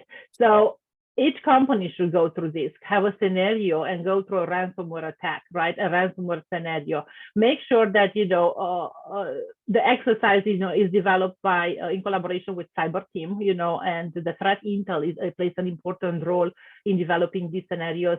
And also, make sure that you have the key participants on the table, right? Auditors need to be one of them, right? You need to test how we actually react as a company if we are going to be put in a situation where we have a ransomware attack or ransomware scenario and we cannot access our data within the company. That's one example. Nowadays, like this year, very big third-party compromise, right? So get a testing, test how you are going to react if one of your main vendors, third-party vendors, is going to get breached, right? Check your contract, check your SLA, what is their responsibility. Look at that, inform all of that, check all this and, have an exercise to see how each team is going to react and how is going that collaboration thing, And, with all this, we all have great documentation. Like each department is very proud of having good documentation, good processes. But when you actually put everyone together on a table and try to link those processes, you will see so many gaps. You will be like, what? So that's one thing that you can do during this tabletop engagement. Data exfiltration, exfiltrate data is another good scenario. We had a scenario recently in which data was exfiltrated and was sold on the dark web. What do you do? How do you behave? How you find out? What's the procedures? You can do this, and make sure that those tabletop scenarios are also tailored. See, this is in my realm, Rita, so I kind of can talk about this for like 3 days, I guess. But make sure that these tabletop engagements are also tailored to different levels within the organization. Right, so you want to have a tabletop engagement where it's the phishing attack is for like executive levels. Test that, bring those executives on the table, right? Bring those people, because nowadays, like this is where the money are, right? This is where the dollar sign is, or what, with these guys. So this is where the attacker is more focused to concentrate on. Malware infection. Okay, I will stop. I think I did answer the question. Okay. Thank you very much, Ramona. You've really done justice to the topic. I believe everybody is going to go back when they have learned something and they have key takeaways. I know Ramona has emphasized collaboration. This is a new approach. My fellow auditors, please, we shouldn't be looked at as policemen. Ramona has advised that we should collaborate more. We shouldn't go to police the audit clients. So we should sit together and get solutions other than going to point out it's this, it's this, it's this. So we have to emphasize on the issue of collaboration. Really, thank you very much, Ramona. Time is not on our side, but please a round of applause for Ramona before we go off. Yeah, thank you so much, everyone. I truly appreciate that. Ramona won't give her closing remarks. She's part of the panel of our panelists ahead, so she'll be giving her parting thoughts after this. Thank you very much. See you at the next presentation. Thank you very much. Over to you, MC. Thank you. Yeah, thank you. So I just want to say one more thing. I know most of the people that are on this call are somehow volunteers of ISACA and IIA chapters. We do appreciate our volunteers. You guys are doing an amazing job. I personally follow the Abuja chapter, and I see all the amazing work that you guys are doing and all the events that are doing. Keep up the great work. We are very proud, like ISACA Global, like we are a global family. We are very proud of all the accomplishments and everything that you guys are going towards there. I'm taking too much time. Thank you. I will visit Africa one time. Thank you so much. Thank you so much, Ramona. We are grateful. We are grateful. Over to you, Pascaline. Thank you so much, Rita, and thank you, Ramona, for the good presentation. Indeed, some of us were auditors. At some point, we are perceived as police, but thank you. Thank you for all the presentation. It was good, and people kept asking for the presentation to be shared. It will be shared. So the next presentation is on the Boston experience. It's not actually a presentation, it's just us sharing the experience we got from the Boston experience. So not sure everyone knows about Boston, the experience. We're actually talking about the Digital Trust World, which is an ISACA conference happening annually. And this time it happened in Boston in North America at Hines Convention from 9th to 11th of May. So everything in that conference was so well organized. Very interesting topics like digital trust, artificial intelligence, cybersecurity, audit, risk, compliance, and so many more. We also had a session on awards, on giving awards. I take this time to congratulate the award winners, Ramona, Walt Davis, and Reshma. Congratulations. We also had networking sessions. This is where I get to meet most of the people on this call. And this is how we came to organize this joint webinar. So you see collaboration is key, as Ramona was saying. And we believe that there will be more in future like this event. So I'm not going to talk about all of it. I'll invite some people who are on this webinar to just take us through the experience in Boston, just quickly, because time is not on our side. In just 2 to 3 minutes, I'll start with Sandra Uwadede. Please welcome.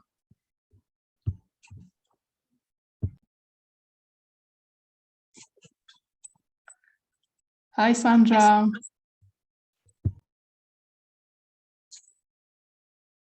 Thank you, Pascal.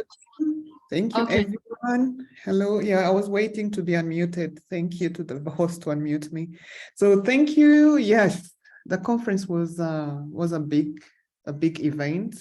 As you said, it was very well organized in all areas. What I can say is that everything was very well organized. So there were the main topics that were covered were mainly on the digital trust, the cybersecurity trends, actual trends, and the ChatGPT, cloud auditing, and so forth. And mainly, the discussions were mainly on the different reports that were published, and also on the different challenges. As we all know, the world is going digital, there are many challenges, impact, and benefits that were shared in the different sessions that we had. We had great instructors. I got the opportunity as a member to also volunteer, as Ramona just said. I got the opportunity to volunteer in 2 of the sessions, and they were the instructors were very well knowledged. So yes, it was a very good experience for me. And also the networking part of it. We got to put names on different faces. There are many people that we've been chatting with from ISACA regarding our chapter, our Rwanda chapter. Actually, I'm from Rwanda chapter with Pascaline.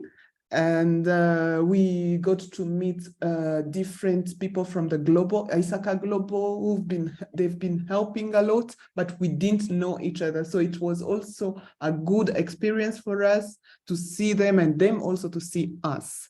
So, and what maybe I can just say, it's also about the opening and closing speakers, the opening and closing keynote speakers. They were just amazing.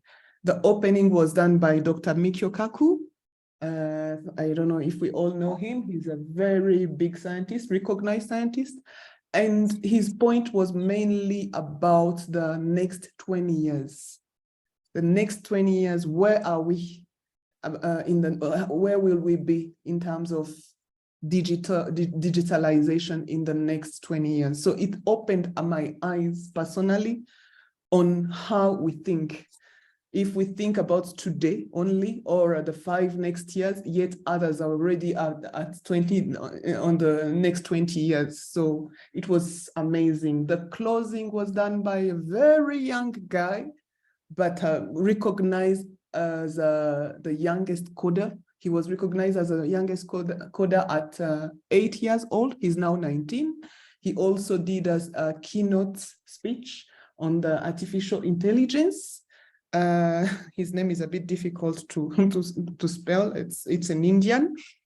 I think Pascaline can help with that name. So yeah, in a nutshell, I can just say that the experience was very good, excellent. And as a cybersecurity expert, my package back home was to also see far, look far. And I also encourage everyone here to consider attending such events, although they're available virtually, but the physical part is just amazing. So thank you, Pascaline. I think that's it for me. Thank you so much, Sandra, for sharing with us and also motivating people who didn't get a chance to attend last time for them to try next year. I'll also call upon Sri Lanka chapter, Lakma Mbuldinia, sorry for misspelling your name, from ISACA Sri Lanka chapter. Please to share your experience with us, the Boston experience. Welcome. Yeah, thank you Nigeria chapter for giving me this opportunity. Of course, as Sandra, I think Sandra kind of summarized the whole thing what happened in Boston. So I will speak only about 2 minutes. So since we took a lot of time, and it was nice hearing to Ramona as well. So here, when it comes to the Boston experience, I would put the whole experience into 3 words: networking, learning, and entertainment. So of course, networking, when it comes to network, we managed to kind of talk to most of the chapters, leaders, including Nigeria, Abuja, Chicago, Los Angeles, and even European chapters, as well as Australia, and so on and so forth. So this is more of a good opportunity for anyone to kind of spread your wings around the globe, get to know people, get to know cultures, and so on and so forth. So you are known in the market. So of course, now with the COVID, we have kind of came into a place where it's no more a requirement to kind of physically present. But I really appreciate the initiative of ISACA once again to kind of make it a physical event.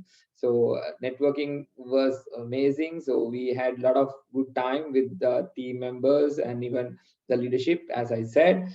And secondly, in my opinion, the networking was the most prominent thing there.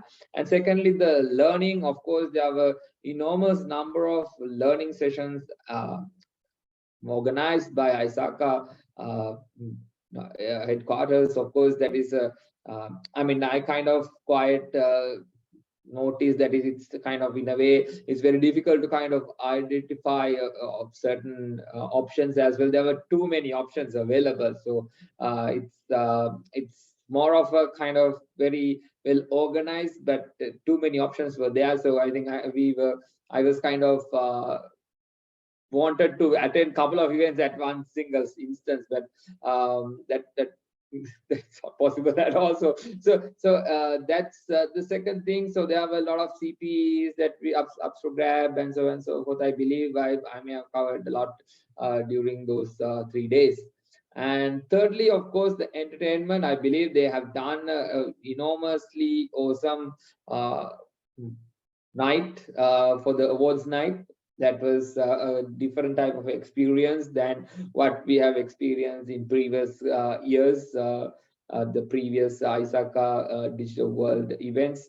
It was more of a casual, and it was more of color and more local, as I believe. I mean, it's more into the local Boston local culture. It was there. So, I mean, it doesn't matter whether you have learnings and networking if it doesn't combine with some memories through entertainment. I mean, people would have kind of remember certain things for a long time. So I believe, I mean, whenever we try to organize events, I mean, I believe these are the three things that we must look into. So the networking, the learning, and the entertainment. So if we can combine this for any of it, I mean, if you take this as an example for any of the other events in the future, that would be an ideal way to go forward. So that is one of the key learnings from my Boston experience, and it was really good time in US for us to kind of have an event, because it is quite a good weather. The climate was nice, and quite a nice temperature, and so on and so forth. And of course, that is a very good place for us to kind of have that event, because they had a lot of good public transportation, as well as some other activities. The only problem I mean, it's not a problem, but one of the negatives in my mind was, okay, the nightlife was little less in the Boston area. So, but we could have, we actually, I think, I mean, Ramona knows, okay, we were kind of doing, going around with all of the other leadership that we kind of got together. I mean, irrespective of, okay, at what time they're closing the restaurants and so on and so forth. So mainly, as I mentioned, it's about three things: networking, learning, and entertainment. So we kind of did it, I mean, they kind of did it right. So I think that is the key learning that we can take out of it as the leadership. So whenever we are organizing an event, we must combine all three and move forward. So looking forward to collaborate with you all. I mean, I know, I mean, there are a lot of chapters who are supporting today's event. So look forward to kind of hear from you, so we can connect in LinkedIn and start collaborating. So I would like to kind of share our events, the Sri Lanka chapter events, with all of y'all, and we would like to kind of hear from any one of y'all as well, and our chapter members will also allow to be part of the session. So thank you very much, Nigeria chapter, again for this opportunity, as well as thank you, Paul Davis, for inviting me for this, and the team, and looking forward to keep in touch with y'all. Thank you so much, Lakmal. Indeed, we wanted to be in every presentation, and it was not possible because they were concurrent and happening at different slots. So yeah, the next person to take us through the Boston experience is Reshma Devi from Melbourne chapter. She's the diversity director from Melbourne chapter, and she's also an ISACA award winner for outstanding chapter leader. Please welcome Reshma Devi.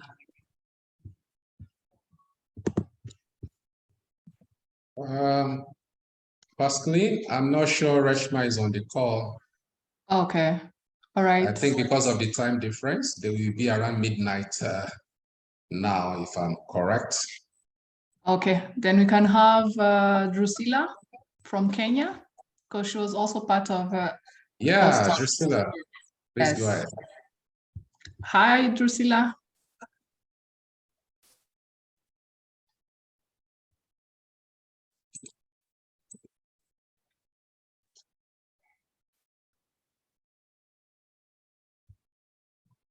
Is she on the call? Maybe Jerry Morning. can help. Hi. Good morning. Hi, Good how are you? Can morning. all hear me? Yeah, Yes. good morning, good evening. My name is Drusilla Warimo from Kenya chapter. I acknowledge and appreciate my president, Anthony Moyora. From the Boston experience, I would say it was an awesome experience. There's a lot of networking, making connections, and learning more about the audit experiences, both from internal auditors and information system auditors. The experience was good. We learned so much, more so on the technology. There were some motivations where you get to learn each other, what we are doing, what you've done, certifications that you want to do. So it was also a learning experience and a challenging and a motivation benchmark. The social part also was very good. I loved everything about how they had done their program. The program was, you feel like you'd attend all the sessions, but it was impossible. But the few that I managed to attend, they were so resourceful and very helpful for me. And I'm looking forward for more interactions in the ISACA. I'm very new to the membership and I'm already loving the membership. It's awesome. And I look forward to more experiences, more meetings, and learning more and more and appreciating the internal audit. I'm an internal audit with the government, working for the World Bank projects and Global Fund and a Ministry of Health. Thank you, thank you. Over to you, Pascaline. Thank you so much, Drusilla. Thank you for sharing with us the experience of Boston.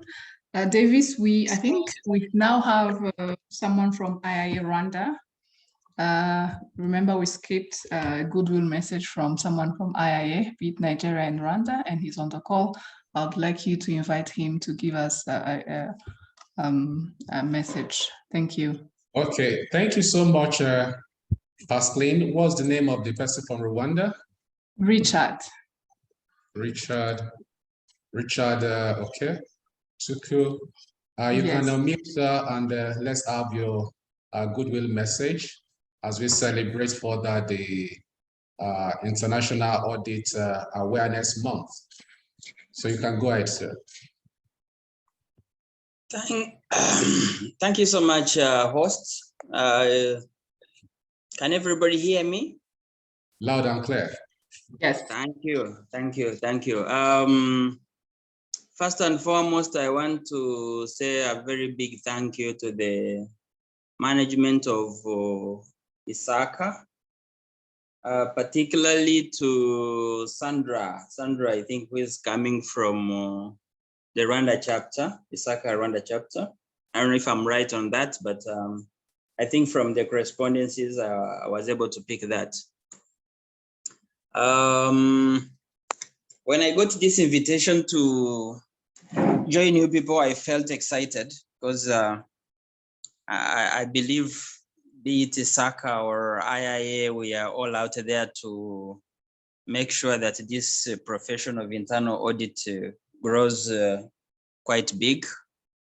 And maybe before I proceed, I just need to mention, I can see the group has quite a big number of attendees. My name is Richard Rutuku, and I'm the CEO of IIA Rwanda. So continuing from that point, when Sandra extended this invitation, I really felt excited. I wanted to join the ISACA team. You know, I recently picked interest in ISACA when IIA Rwanda hosted Teach Zororo from South Africa. And from his profile, I realized he's a former board member of ISACA, and from the discussions I had with him, I felt we should really have quite a close partnership between ISACA and IIA Rwanda, you know, in trying to drive forward this profession. Particularly here, I mean the ISACA Rwanda chapter. I've not been in touch with the team in Rwanda, but I think from now onwards, we are going to forge a very close relationship and see how we can join efforts in whatever we do in trying to drive the profession forward, especially in Rwanda. And I believe there are quite many opportunities that we can join hands on, be it on mobilization. I believe we have a big number of professionals who are not yet aware of the existence of the two chapters, be it the IIA Rwanda and the ISACA chapter. So we have, I believe we can do much more in trying to drive forward that awareness. And Sandra being the vice president, I'll be in touch with her to see how we can handle that. I was so much interested. Right now, I'm in Accra, attending the African Federation of Institutes of Internal Auditors. But I thought I would find time and, just wish you well, guys, whatever you are doing, and highlight a few areas where I believe we can cooperate. If I speak directly to the Rwanda chapter, but don't take me wrong, I'm basically speaking to to ISACA in general, but I'm just pointing out to the chapter that is very close to our area of operations. We have been having quite many events in Rwanda organized by the Institute. And to be honest with you, of all the people we've been inviting, I never thought of the ISACA chapter in Rwanda. And I think this is now an icebreaker that going forward, we are going to forge that close collaboration going forward. So it's a good opportunity that I've been able to join you online on this particular platform. And I believe there are many areas we are going to discuss on, less strategies together. IIA Rwanda conducts CIA classes, and this is something I believe. Can you hear me? I can see something popping up on the gadget. Yes, we can hear you. Yes, we can hear you, Richard. Hello. If you can hear you, Richard. Yeah. We can share your you. video. Oof.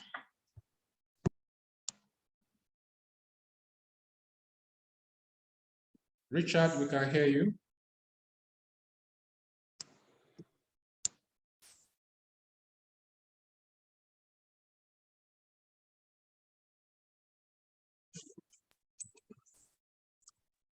I think we have lost him there.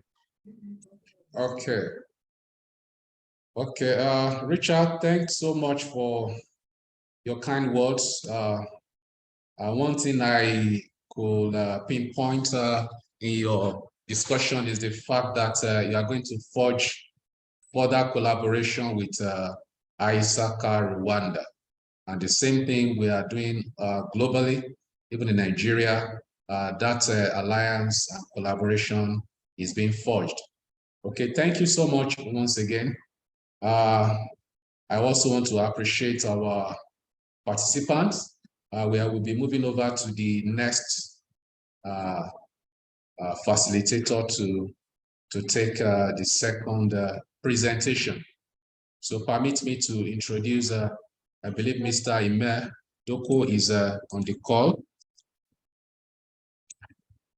Okay, permit me to do a little introduction before he starts his speaking engagement. Mr. Ime Udoko is an IT professional with over 20 years experience and has served in different capacities in high capital cost projects and business operations in banking, finance, oil and gas, entertainment industries, NGO. He has been involved in leadership role in security governance, audit, ID strategy, development, IT research, and development also. So Mr. Ime Udoko is vast in IT.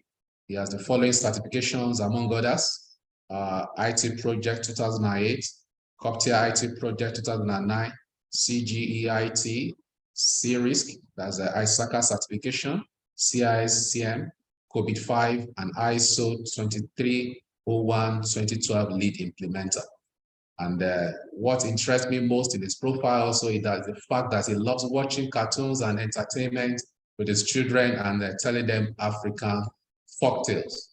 So we welcome you on board, Mr. Ume Udoko. Welcome to the presentation.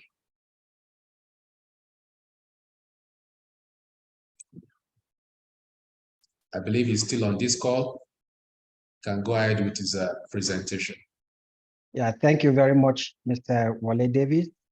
Okay. And special thanks to the organizers of this program.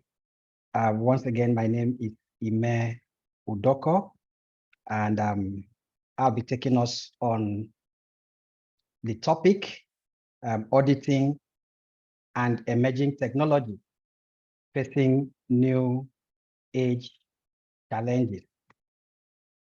So please permit me to quickly take us through the guideline, the discussion guide, because basically I see this as a discussion.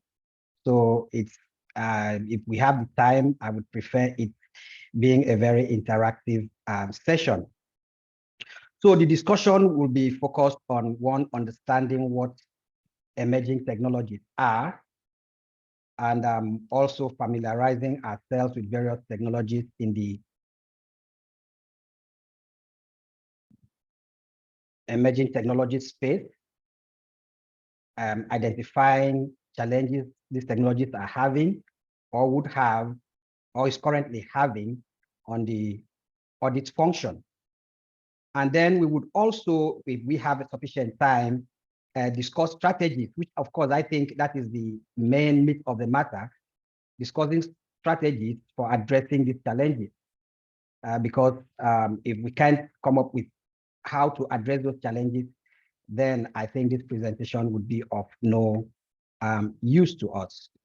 So very quickly before I proceed, I would want us to have a quick understanding of what emerging technologies are, because just like my earlier speaker said, if sometimes we don't have a clear understanding of terms, there is that tendency that people might give it different meanings.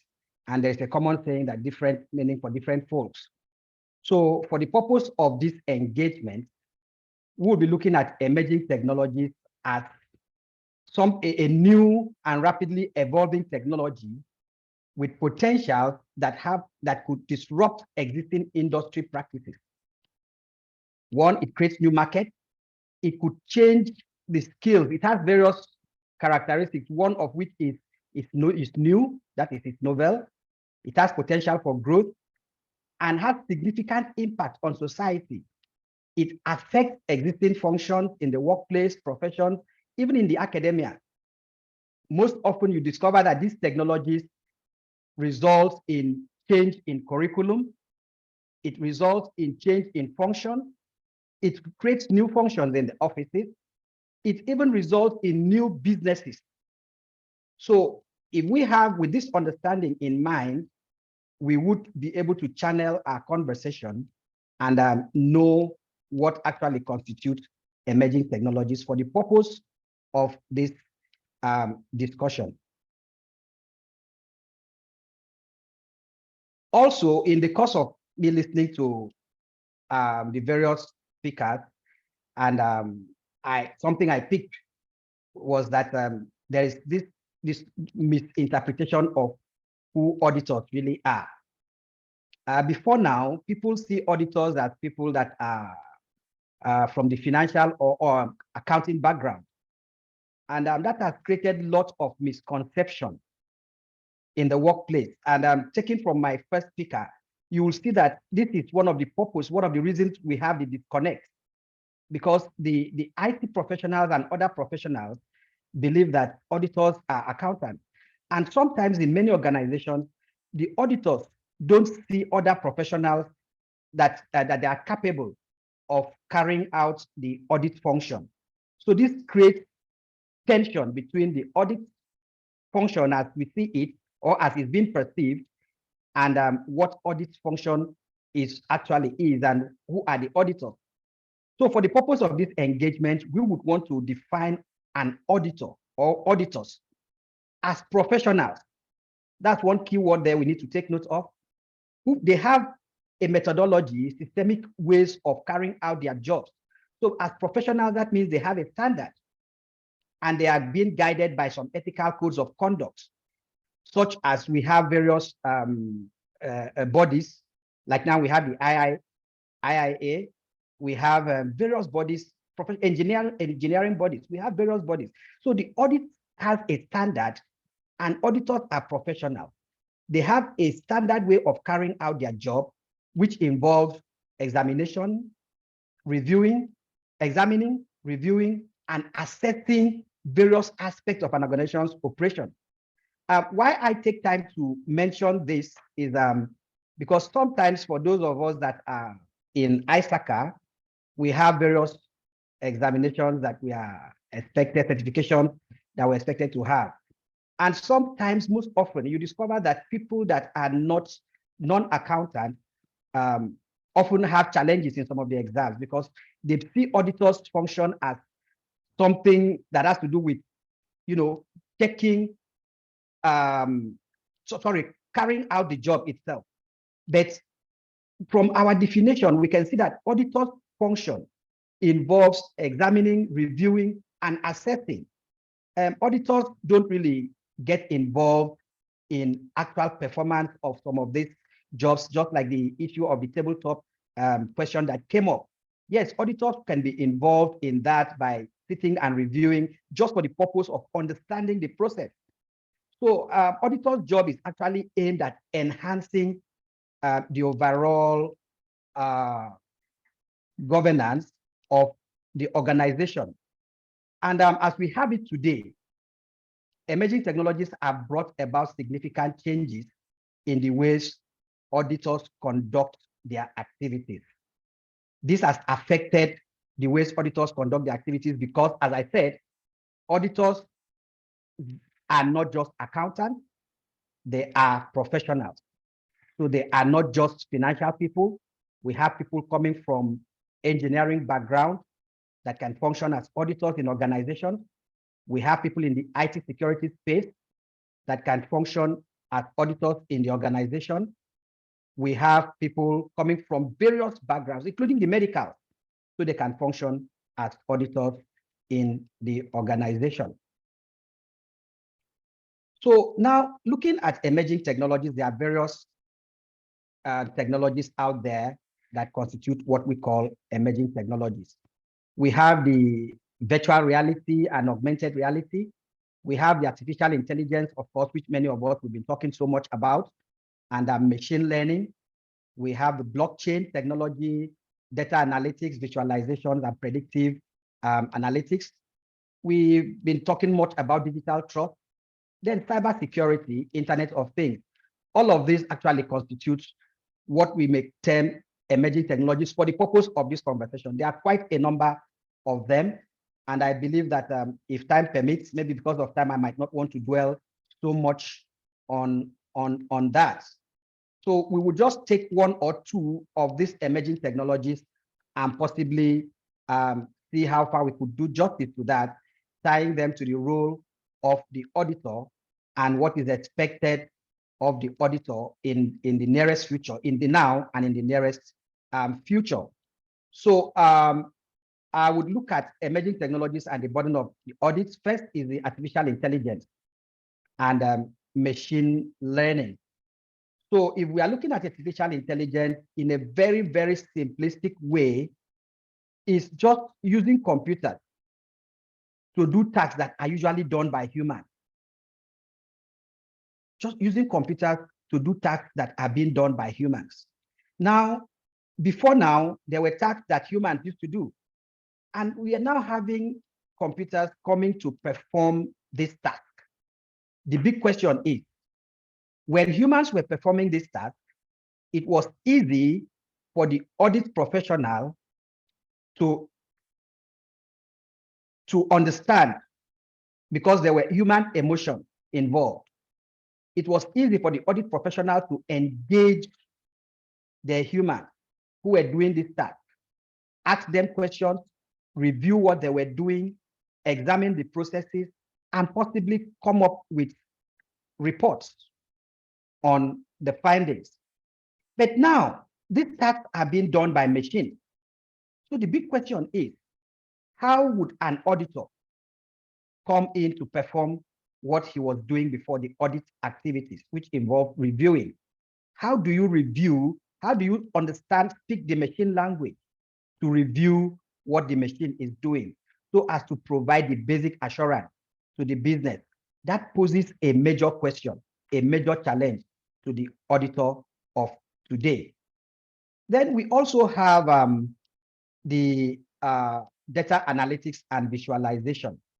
Of course, as we said, we know that emerging technologies as it is today has to do with interactions amongst machines. And all of these machines, as they keep interacting, they generate lot and lot and lot of data. So how would the auditor perform his job? For the auditor to perform his job very, very well, that means he needs to understand how to bring this data together, this very large volume of data, to generate what we call insight. So data visualization, data analytics constitute emerging technologies, which also poses challenge to the auditor of today. The next slide there is, Jerry, please, could you move the slide? Move forward. Move forward, please. Yes. Now, the next slide there talks about the auditor of tomorrow, the audit function of tomorrow. How would it look like, the future of audits? What we see here is something very similar to control, to the command centers that we have in cybersecurity. But the audit function of tomorrow requires something very similar to this, where an auditor sits down in real time, monitors what is going on in every transaction, is able to detect risk real time, what we call continuous monitoring, and able to interpret this data through the what I said earlier, data visualization. So an auditor requires this skill, these capabilities, and the audit of tomorrow would no longer involve an auditor scheduling an audit to go in and say, we are coming to audit your organization on this date, as it is currently prevalent in many organizations. The audits function would require real-time analytics and analytical capabilities. It will require ability to spot risk as it is about to crystallize. It is the ability to be able to provide insight into the future, what might likely come up in the future, what we call predictive analytics. So the auditor needs to be able to use these technologies, these emerging technologies, to the advantage of the audit function and to the benefit of the organization. Organizations no more require auditors to give end of the year audit reports or financial reports. In fact, there's been a new trend now, which we call the ESG, which organizations are no longer measured by their financial outcome. So there's a multi-dimension to evaluating organizations, and the auditor of today has to be able to understand these new technologies, which of course is driving organizations' processes, to be able to tie it to the environment, to the social, to the governance, and also to the financial, so that we would now know if the organization is actually a healthy organization or it has some challenges. When we talk about cybersecurity as an emerging technology, it's quite interesting. And I'm very glad that the first speaker actually made a lot of, alluded to the fact of the importance of cybersecurity collaboration, cybersecurity expert collaboration with the auditors. And I would just want to add here that I believe that the audit function should involve cybersecurity professionals, and that the auditor of today should as well acquire cybersecurity capabilities. That way, the auditor of today would go beyond depending on the IT function to provide them with the necessary tools that they need to carry out their audit function. In fact, I had a discussion with a friend, and I told him something. I said, look, I think most of these tools that are coming out now, it is very necessary the auditor has the capability of using them. You should understand how to use these tools to extract the information they need. And then there was a typical incident which I would just want to share with us briefly, involving an airline company here in my country, where some very close friends of mine approached the MD of the company, and they told him that it was possible for them to make payments using a very ridiculous amount, and then fly a business class. The MD was doubting. He said it's not possible. He invited the auditor and the financial controller, and they said it's not possible. Well, my friends actually told them that they've done it, and they are just coming to show them. They showed them the ticket that they flew from one location to the other within the country using a business class. But the auditor was really arguing that it's not possible. He had checked his books and said it is not possible for this to happen. However, the guys told the MD that if he would permit them, they can do same, they can demonstrate it before him. And he said they can go ahead. So they went ahead and booked the airline flights again to another part of the country, and they paid a very ridiculous amount, which of course the auditors and the financial team, they were aware now this time. And after making the payment, they boarded the flights, flew to where they were going, and flew back and met the MD. The question now was, how was this possible? They demonstrated to the team how they achieved it. Now the auditor there was dumbfounded, because when he checked his books, everything was clean. But actually there was something lacking. That is the capability for the auditor to see that there are tools that you can use to bypass what we call control within the system. So if auditors understand these tools and they are capable of using these tools, they would be able to help organizations, provide that assurance that things are moving very well in the business as expected. So the emerging technology as we have it today is actually placing a very high demand on the auditors. And that high demand is that auditors need to change the way they consider, or we need to redefine the role of auditors. We need to redefine who an auditor is, and we need also to redefine what skill set is required, for a typical auditor. And I want to really appreciate the IIA for doing something. I looked at their capability. They did something on capability requirements, which I went through. And I saw that one of the things they pointed out was one of the key requirements or functions, training that they needed for auditor is something around cybersecurity and something around emerging technologies.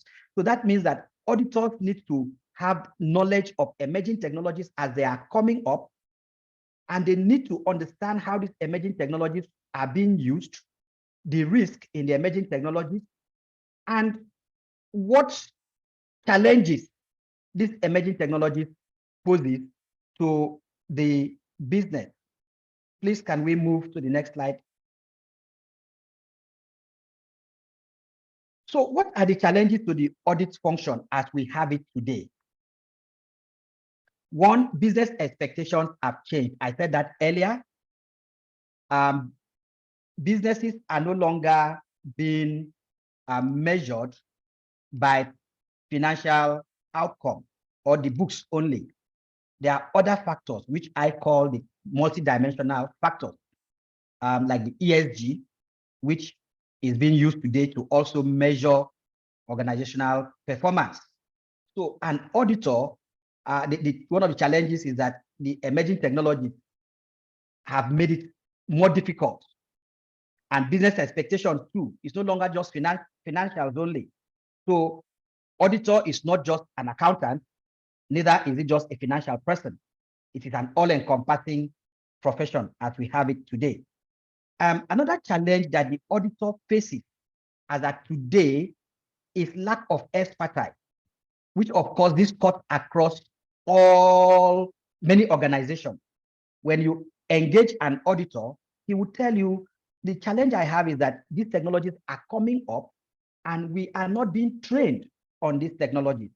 So we find it difficult catching up with these technologies. We find it difficult. Some things could actually go bypass us, just like the case, the use case I mentioned, where some of these boys used a common technology to bypass the payment platform in an airline industry. And they were able to fly business class ticket to the amazement of the auditor himself and the executives in that organization. This third point here is access to data.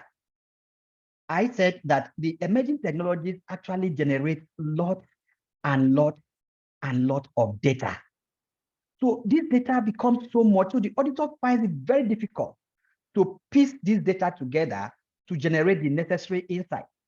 So this calls to question, what kind of skill does he really now need to be able to, assess this data without seeking for assistance from a third party?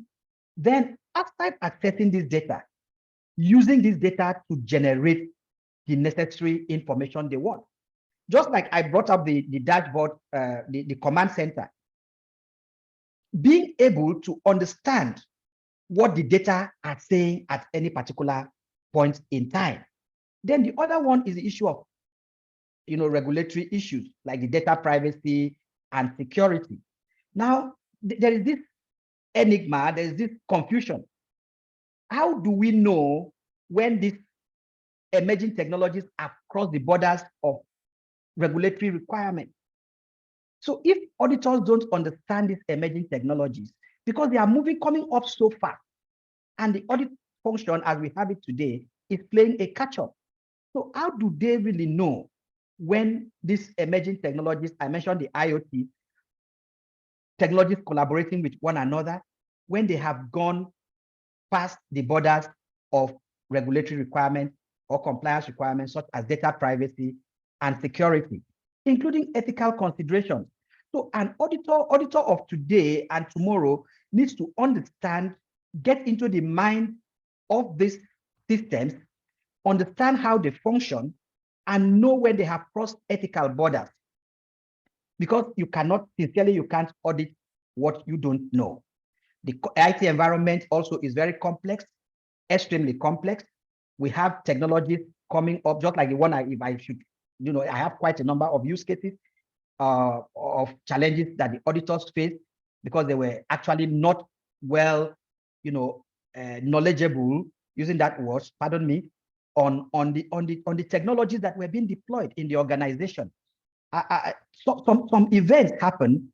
There are some incidences that occur, and the auditors find it difficult to explain, especially around the cybersecurity space.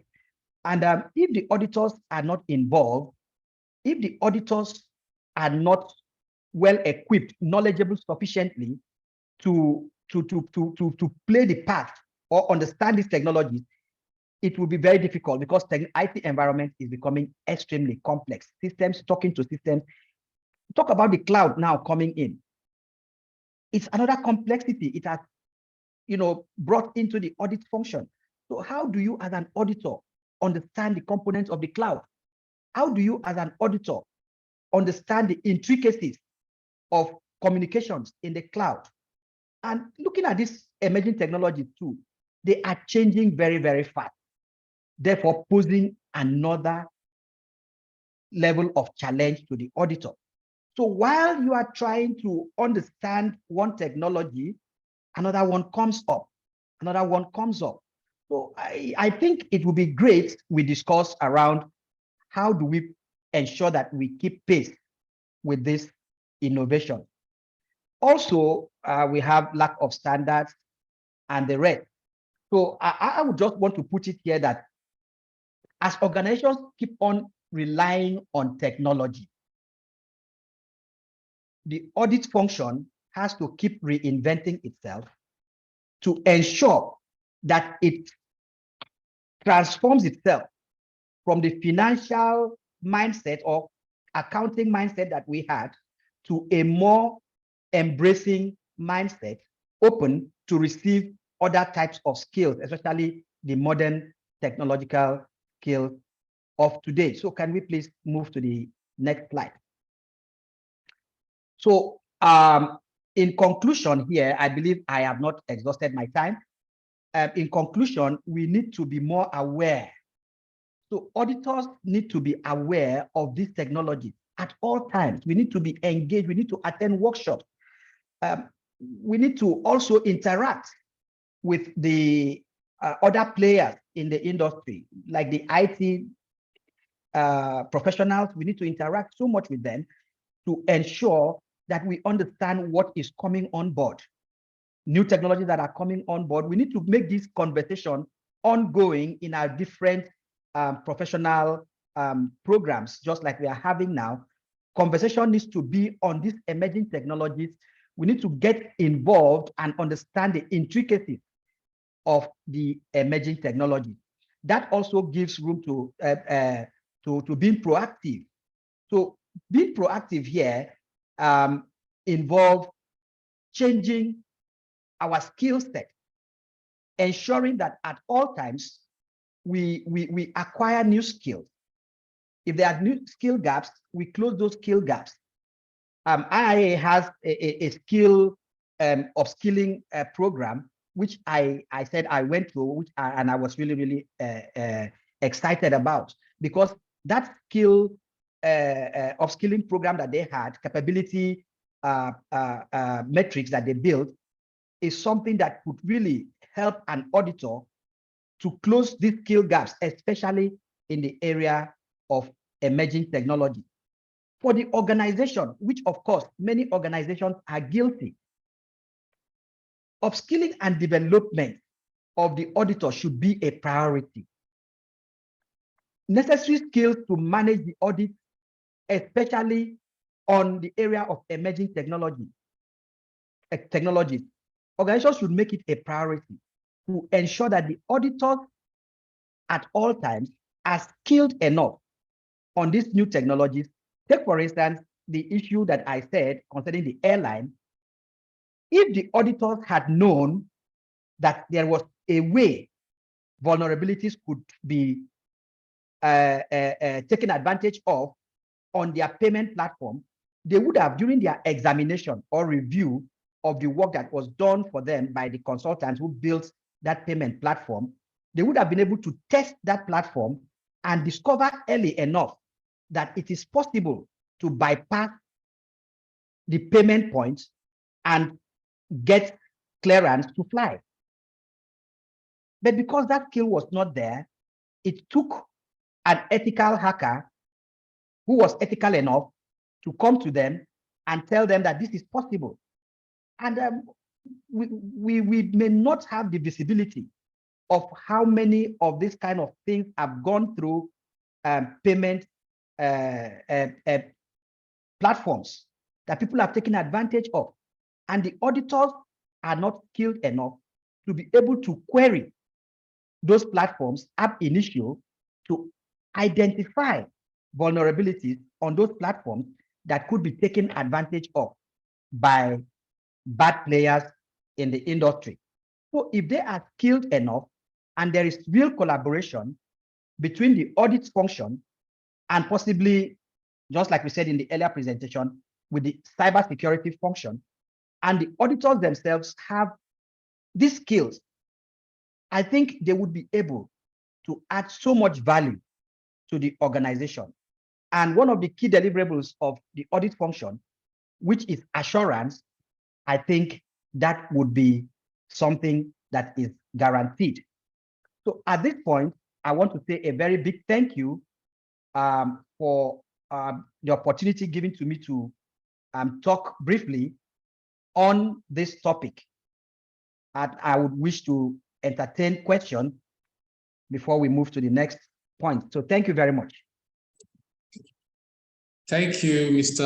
Ime Udoko, for that wonderful presentation around emerging technology.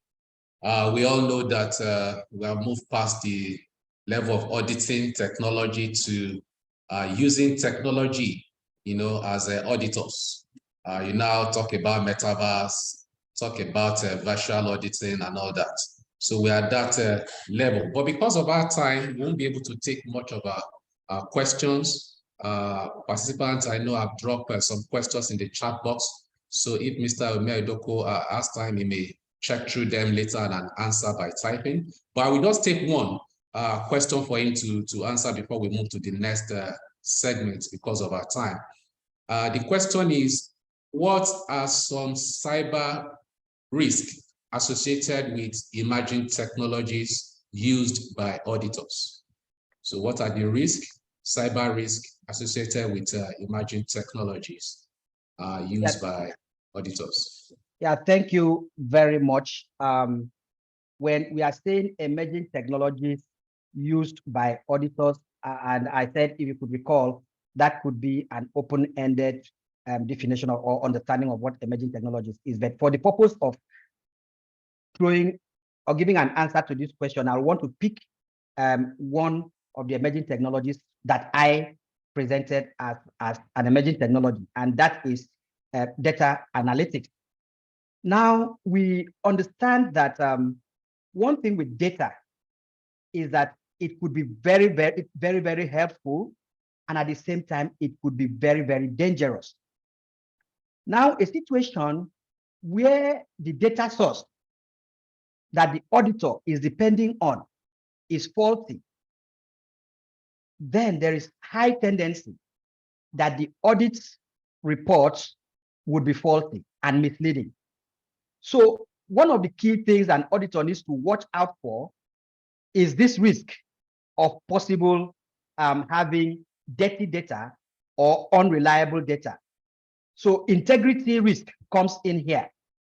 That is why technologies like this, the auditor and the organization has to put modalities in place to ensure that risk around integrity, when we are talking about data analytics, visualization, and the rest, is adequately addressed. So the data sources has to be reliable. The integrity of the data sources should not be questionable. So that is just one example of risk that could be in emerging technology. So risk of misinformation. Thank you. Okay, thank you so much, Mr. Ime Udoko. For our participants, we should also know that we will also be part of the panel discussion, which we soon go over to. But before I hand over to Rita for the panel discussion, I also want to recognize the presence of some of our directors, ISACA directors for ISACA Global. As I mentioned earlier, Pam Negro, the ISACA board chair. We also have, of course, on the call, Veronica Rose, who is also one of the directors, and she will also be presenting in the panel discussion section. And of course, I was told that we also have on the call Mr. Ambrose Enuma, who is also the CEO for IIA Nigeria. And of course, he will also be presenting with the panelists when we move to that segment. And of course, at that segment, he can also give us some goodwill messages around the awareness for internal audit month. So at this point, I would like to hand over to Rita. Rita, are you on the call so that we can move over quickly to the next segment of the event.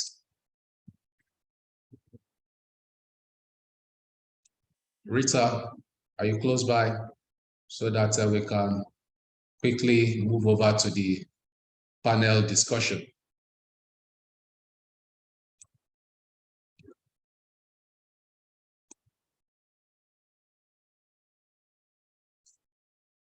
Please allow me to speak. Please go ahead, and you can also share your video as well. Thank you. Okay, can you hear me? Clearly. Thank you. Wow. Thank you very much, Davis. Thank you very much, Ime. It was awesome and insightful. You may realize that today we are talking about internal auditing, cybersecurity, and emerging technology. Why is this so? I don't know so, but I think it's because partly emerging technology attracts capital for its disruptive thematic secular growth potential and changes how we interact with computers and the world. Now, the growth use of social media, mobile devices, cloud computing, RPA, AI, AR, blockchain, 5G connectivity has introduced a higher threat of IT security breaches, misuse of customer data, reputation, and financial damage. Now, organizations are turning to internal audit, asking for help on managing the seemingly new and specific risks of emerging technologies. I think I'm right. Fellow auditors, you can confirm that. Emerging technologies introduced both risks and opportunities that businesses can struggle to keep up with. Because of this, there is need for auditors to keep abreast with the changing landscape in order to remain relevant and value-adding. Else, you'll become obsolete. It's high time that auditors, you make sure that you remain relevant and indispensable, by the way. Ramona has given us insights on how internal audit should bond with the cybersecurity experts in order to fight a common enemy attacker, and that is collaboration instead of policing. Ime has given us achievements on auditing emerging technology. This evening, we have a team of 6 distinguished subject matter experts who are going to crown it all and delve into the matters of auditing and technologies. This is an opportunity for you. If you have not learned, or if you came when you're full, please empty yourself. Be ready to unlearn and learn. You will not benefit out of this. Learn and learn or improve what you already have. Please allow me to unveil for you our esteemed and brilliant ladies and gentlemen who are going to enlighten us on these challenges. Our first panelist is Innocent. Innocent holds a Bachelor of Science, SCA, CFN, COVID-5 Foundation. He's a CSA. He's a former lecturer and a banker. Pani is currently a Deputy Director of Audit and Head of IT Audit Unit at Office of the Auditor General for the Federation of Nigeria. Ladies and gentlemen, join me to welcome Mr. Innocent Pani. Innocent, most welcome. Please turn on the video and say hi to the members on call. Yeah, and please, as he comes on, are you there, Pani? Yeah, I'm here. Are you hearing me? Yes, I can hear you loud and clear. Our second panelist is Mr. Paliam Kenneth. Kenneth is the president of the South Africa chapter and is the platinum member of ISACA. He's a CSA, CRISC, CGIT, as well as a CDIPS. Kenneth holds a Bachelor of Science and a postgraduate diploma. He's also a member of the Institute for Robotics Process Automation, AI, and as well as a member of the Association of the Certified Fraud Examiner. Kenneth has an extensive experience on the board, having served previously as the Academic Relations Director, Membership, Education Director, Programs Director, and a Vice President and he's currently the IT risk manager for SurePrice Technologies and has more than 20 years of experience, and having worked predominantly in consultancy and financial services, providing IT advisory, risk assurance, risk and governance services. He has completed his financial audit at course and has experience in ERP, operational and reporting systems. Please join me to welcome Kenneth William. Kenneth, you're most welcome. Please say hello to Good evening, the members on call.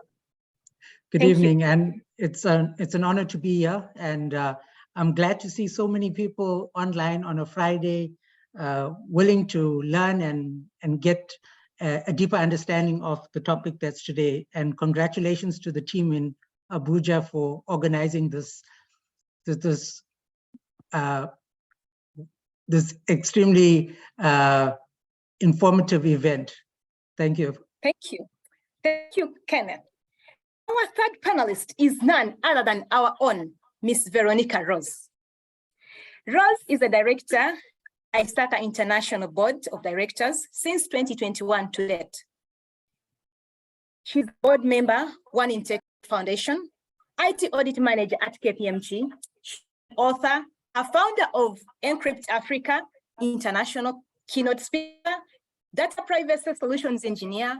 She's the host of Experts Corner podcast. She's a global mentor and a runner. Rose holds a Master's of Science in Information Systems from Ondeje Graduate School, a Bachelor's of Science, a Bachelor's of Computer Science with Education from Still Ondeje University. Veronica holds a CSER CD, and she also holds an IT Risk Fundamental Certificate from ISACA. She's a Certified Management and Leadership from the Open University of London. She's a member of the National Association for Directors. She's a member of ISACA. She's a member of Women's in Cybersecurity East Africa. Veronica previously served on several professional volunteer leadership committees, including Risk and Audit Committee at ISACA Global, Risk and Technology Committee at ISACA Global, Communications Committee at ISACA Kenya Chapter, Topic Leader at She Leads Tech Engage Community, One in Tech, and ISACA Foundation. You must have seen her there because I was also part of that. I would benefit from what she used to do. ISACA Awards Working Group. She was a chair advocacy committee at ISACA Kenya Chapter. She was a member of the She Leads Tech Committee Kenya, Bylaws Review Committee, Data Privacy Task Force Committee.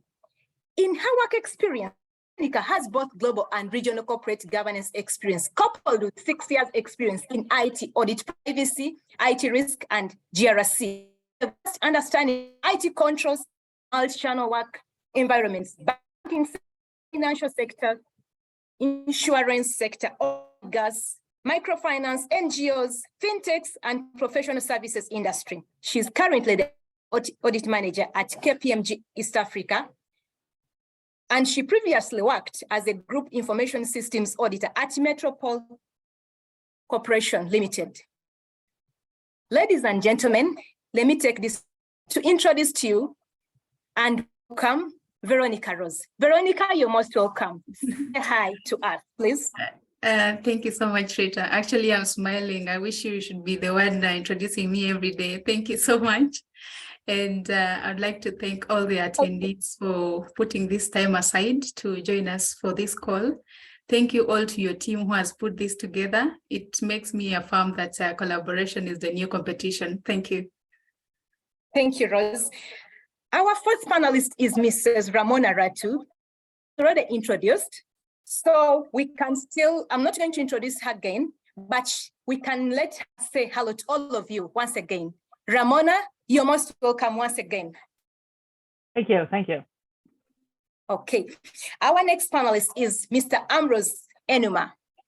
Ambrose is the CEO of the Institute of Internal Auditors, IIA Nigeria. He holds a bachelor's degree in business management from the University of Sunderland, UK, master's in business administration from the University of Lagos, Nigeria. He's an associate chartered accountant from the Institute of Chartered Accountants of Nigeria. He's an associate chartered certified accountant from the Association of Chartered Certified Accountants of UK. He holds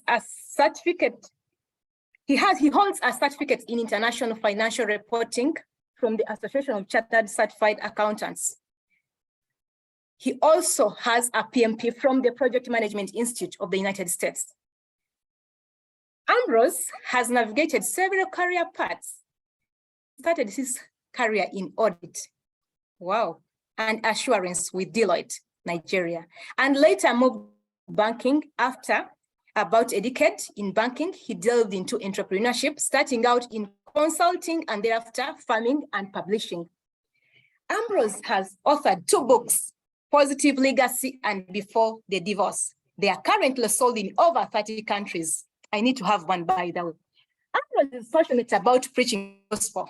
This is very important. With focus on knowledge and spiritual empowerment teachings. He's happily married and blessed with 3 wonderful children. Please join me to welcome Ambrose Enuma. Ambrose, you're most welcome. Thank you, everyone. Thank you for ISACA Abuja for inviting us to be part of you. I'm quite impressed with the numbers, and I'm sure that we will go back, with new aspirations and new knowledge on how to actually tackle the challenges that comes with technology. Thank you, everyone. Thank you.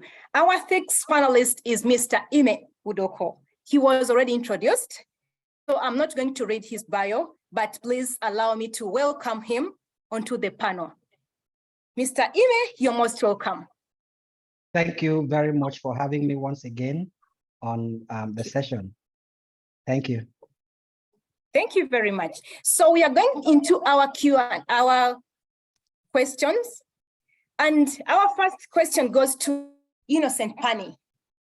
Pani, how do you see adoption of emerging technology in government and audit of critical national infrastructures? And how can this be improved to make government better?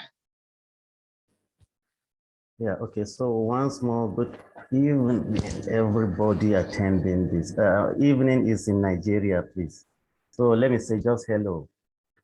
And I'm very, very, very happy to be here. I've gotten a lot of value from participation here. It's quite awesome, the number you have here and the rest.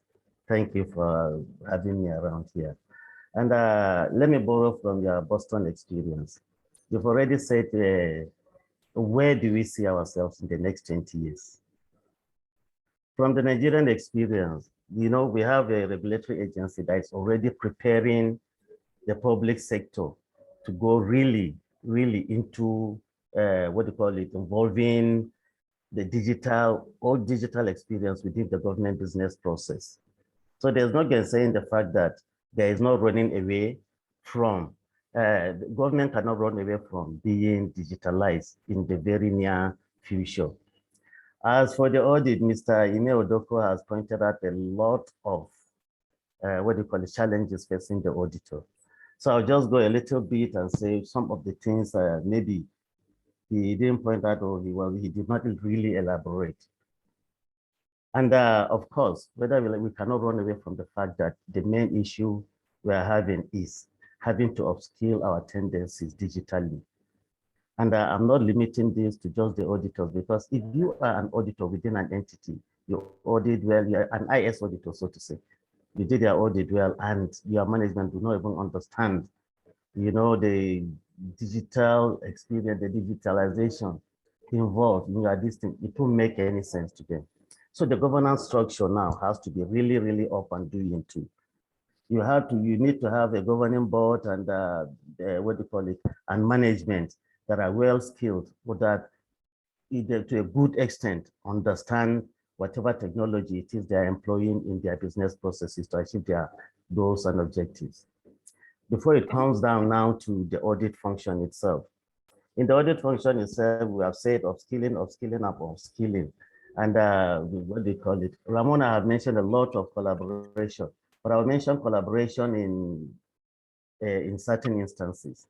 There are these practices now where auditors do not have only accountants as auditors, but then you have experts in different fields. Like when it really matters now, professionals. An audit department or unit can employ professionals now in various fields to be part of the audit engagements. Because if you limit it to just an auditor cannot be skilled in all fields at once. It's not possible to have one auditor being an expert, in cloud computing, cybersecurity, digital trust, and whatnot. So, and even if he has that skill, he will be a master of many, he'll be a master of none, because due to the various tendencies expected of him. So you have this audit, organizations that employ. Now, if the digital instinct in your organization is cybersecurity, it is good to have as a member of the audit team a cybersecurity professional, so that his expertise will take you a long way within your audits. And then the collaboration again with other professionals, like what we are doing now. If this thing can be sustained, there are various forums that I'm part of that we always share knowledge. And there's something I do in my department now. Within the AfroSci community, I always reach out to my colleagues outside Nigeria when I have challenges, especially in IS audit. Anytime I have challenges, I reach out to them and I get opinions, I get audit programs, I get frameworks, I get certain standards I'm not aware of, I get references to specific requirements in the ITAF, and then it makes my work easy. So collaboration is very, very important, both internally and outside your own organization. Because interdisciplinary collaboration is what you really need now. See if you cannot upskill. There is a lot of funding requirements for upskilling your audit team.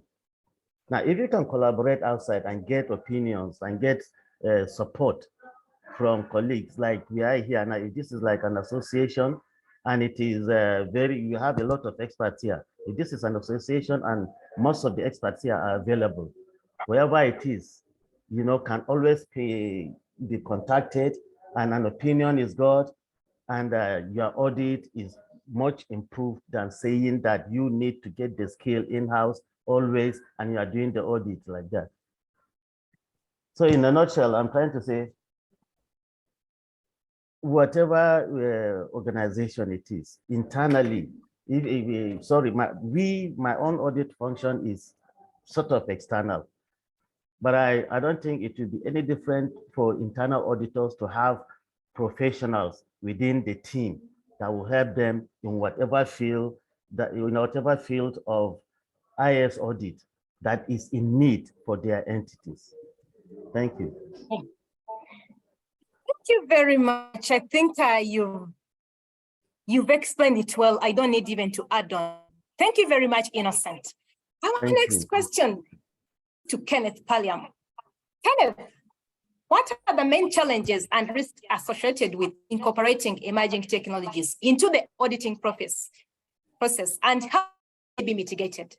Auditors have to go with a solution approach. You identify and give us a solution. So please tell us the challenges and the mitigants.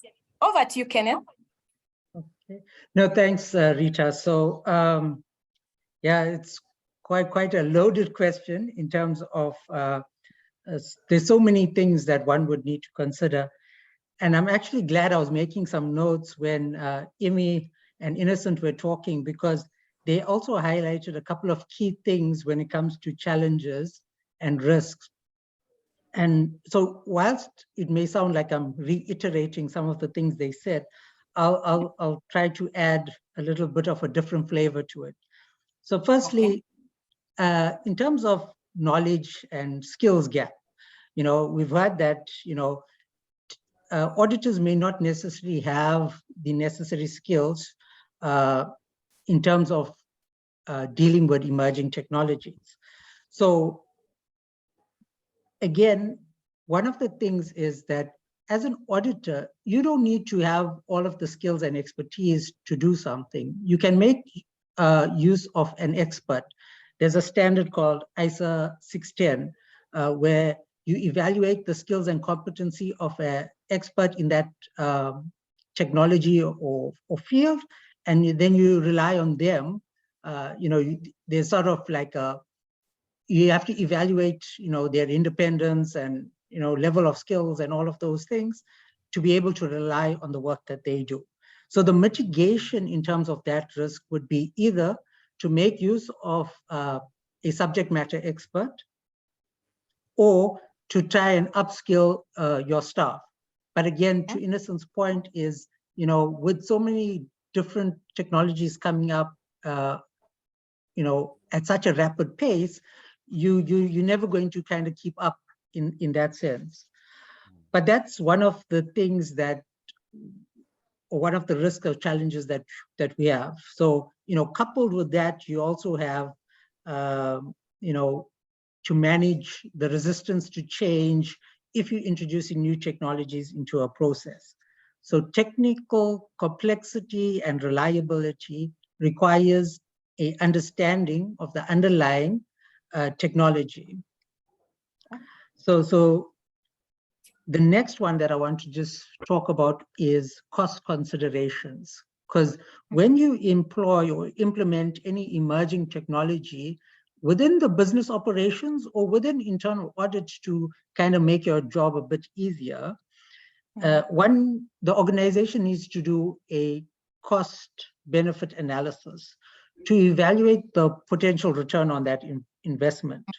And some of the mitigation around that would be to consider, adopting cloud-based solutions, for example, where you are able to leverage off partnerships with technology providers. Okay. So Ime mentioned ethical and legal implications. So, with that risk, comes your regulatory risk compliance risk when it comes to regarding, data privacy and bias, because there could be financial implications for the organization in that regard. There's so many more that I can talk about, but I think in the interest of time, let's move over to the next question. Thank you very much, Kenneth. I think you've explained it well. And what I'm seeing from both of you, Innocent and Kenneth, they've talked about upskilling. So that's what I've picked out. Still, Kenneth, can you tell us more? How do you see emerging technologies such as AI, blockchain impacting the field of auditing in the coming years? Yeah, so that's also a very good question. So Ime mentioned data analysis, so people may not say, oh, we've had data analytics for a very long time.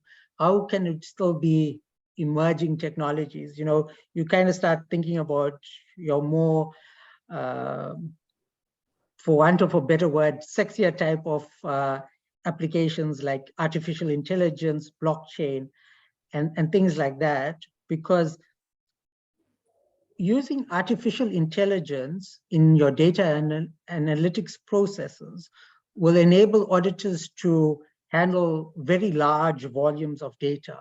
And then depending on the type of organization that you're running, and the volume of transactions that you deal with, it will enable you to get assurance on that information without, with minimal effort and in a faster period of time. Okay. And so what would you automate is, typically your routine tasks, because I think I mentioned it in the chat when I said, like, when it comes to assurance providers, anybody can be an assurance provider depending on the type of information. We make use of, if your organization is doing a lot of development, you have an app. What would happen would typically be you want to get to market first, so you produce a minimum viable product that you will release into the market. And subsequent to that, as you get to know vulnerabilities and weaknesses in that app, you will then apply patches and updates in order to strengthen the controls around that. So those are the type of things, in terms of continuous auditing and monitoring, here are examples where you can reap the benefit of these technologies in terms of increased efficiency, enhanced data analysis capabilities, and improved accuracy. Thank you very much. When Innocent spoke, I felt like flying to Nigeria to learn more. William has spoken, I want to fly to South Africa. I don't know by the end of the panel discussion where I will go at the end of it all. Probably, we shall see there. You're most welcome to visit us. Our next question goes to on Veronica Rose. Rose is passionate about data privacy. She talks about data privacy with a passion. Rose, what are some of the key considerations and challenges that audit address when auditing organizations that heavily rely on emerging technologies such as fintechs and cryptocurrency exchanges? Oh yeah, thanks so much, Rita, for the question. I think after this, you'll be coming to Kenya. Sure, Okay, so I get similar questions actually from most of my clients. And these are some of the discussions that we've been having around how audits can best add value to organizations that are leveraging AI tools, organizations that are leveraging Internet of Things tools, and any other emerging technologies. So I have to say that we need to pay close attention on the emerging new regulations, the audit methodologies that are coming up, the new standards that are guiding on how we are carrying out our audits. Of course, the previous speakers have been mentioning about upskilling, and I think most of my talking points have been taken. So I'll not speak so much about no worries. Yeah, but I would like to. It's okay, you can repeat. Yeah, it is okay. It is okay. Sure. Yeah. So I would like to encourage auditors that we need to update, to be updated on the new regulations that are coming up. For example, I can give an example. In November last year, the Central Bank of Kenya passed the Digital Credit Providers Regulation 2022. And this is to provide licensing and oversight of previously unregulated fintechs. So you can see also regulations are targeting organizations that are using these kind of tools. And yes, emerging technologies are transforming our traditional industries, our business models. They are impacting common control procedures, the overall control environment, the IT risk management, and audit at large. And if I can give an example, I've seen organizations that are using sensors to monitor the quality of their manufacturing plants and operations. Others have implemented distributed ledgers to track the supply chain from raw ingredients to the final end product. I've also seen organizations that are leveraging robotics, robotic process automation, which is being used by either the finance teams and operations team to automate their controls and improve on their precisions. At the same time, you can see what AI is doing. A good example is what ChatGPT has done to change the dynamics. So I think organizations adopting emerging technologies at a rapid pace and creating synergies and to harness the latest technology, they are also requiring us auditors to be forward-looking technology consultants who can add value to their organizations, not just performing an audit, but you come to do an audit that adds value to the organization. And for auditors to guarantee the quality of audits that for the deliverables that the clients expect, I think this also requires, like I'll pick back on what my previous speakers have mentioned, that we really need to train our teams to be aware of the new technologies, new methodologies that are required, new standards that are coming up, new regulations, and how to go about it. And with the unprecedented advances in IT, of course, audit professionals need to gear up and face the challenges of auditing emerging technologies. I'm not saying that auditors should know everything about technology, but at least let's have the knowledge on robotic automation. Let's have the knowledge on blockchain technology. Let's have knowledge on AI. The ChatGPT has just changed the dynamics. And I believe refreshing our audit plans, how we've been doing the audits, we should take that as a challenge to us and commit to continuous learning. I think also another way of addressing this is incorporating IT audits into enterprise risk management audits, so that you don't just do an IT audit and you're done, but incorporate it in also other audits to ensure continuous auditing, ensuring that you're using the right methodologies as you're carrying out your audits, because the methodologies you used maybe last year may not be very that effective this year. And in addition to this, we cannot audit what we don't know. So an inventory of the new applications, the new tools, the new AI tools, the emerging technologies that are in the organization, I think that is very important for us to deliver successful and quality audits. And then lastly, us being digital trust professionals, we need to make sure that we make clients become aware of the good, the bad, and the ugly of the emerging technology that they're leveraging. Yes, it's a nice to have, it's a new technology that is trending, but be candid with the client and let them know of the good, the bad, and the ugly before you even think of guaranteeing assurance. So emerging technologies are bringing in opportunities to organizations, but they are also exposing organizations to new risks. And on this call, I call upon auditors to be able to identify the right balance between the cost and benefit of internal controls that they recommend to these clients. And this includes understanding the technology architecture, how this technology integrates with the business, how it is governed, how it is automated, how it is regulated, for us to be able to provide assurance. And then one more thing is, though auditors are expected to be experts, we understand things are changing. The IT environment, the audit environment is quite evolving. We are expected to be experts in everything, but it's good to leverage also other people who have the skills that we don't have, to be able to identify the risks that are in the environments that we are auditing. This includes understanding the technology architecture, the internal control frameworks embedded in the technology, and how it is integrated in the business as a whole. So in the interest of time, Rita, I think with audit I can speak so much, but let me pause there. Thank you. Okay. Yeah. Thank you so much, Rose. You know, about upskilling, but as I'm talking about, it's the budgets, time. I don't know now where you're going to go. And when they train, it has after getting trained, that's also another. Done. Yeah. I'll let you go. Please help us and tell us this auditors can take to ensure the protection.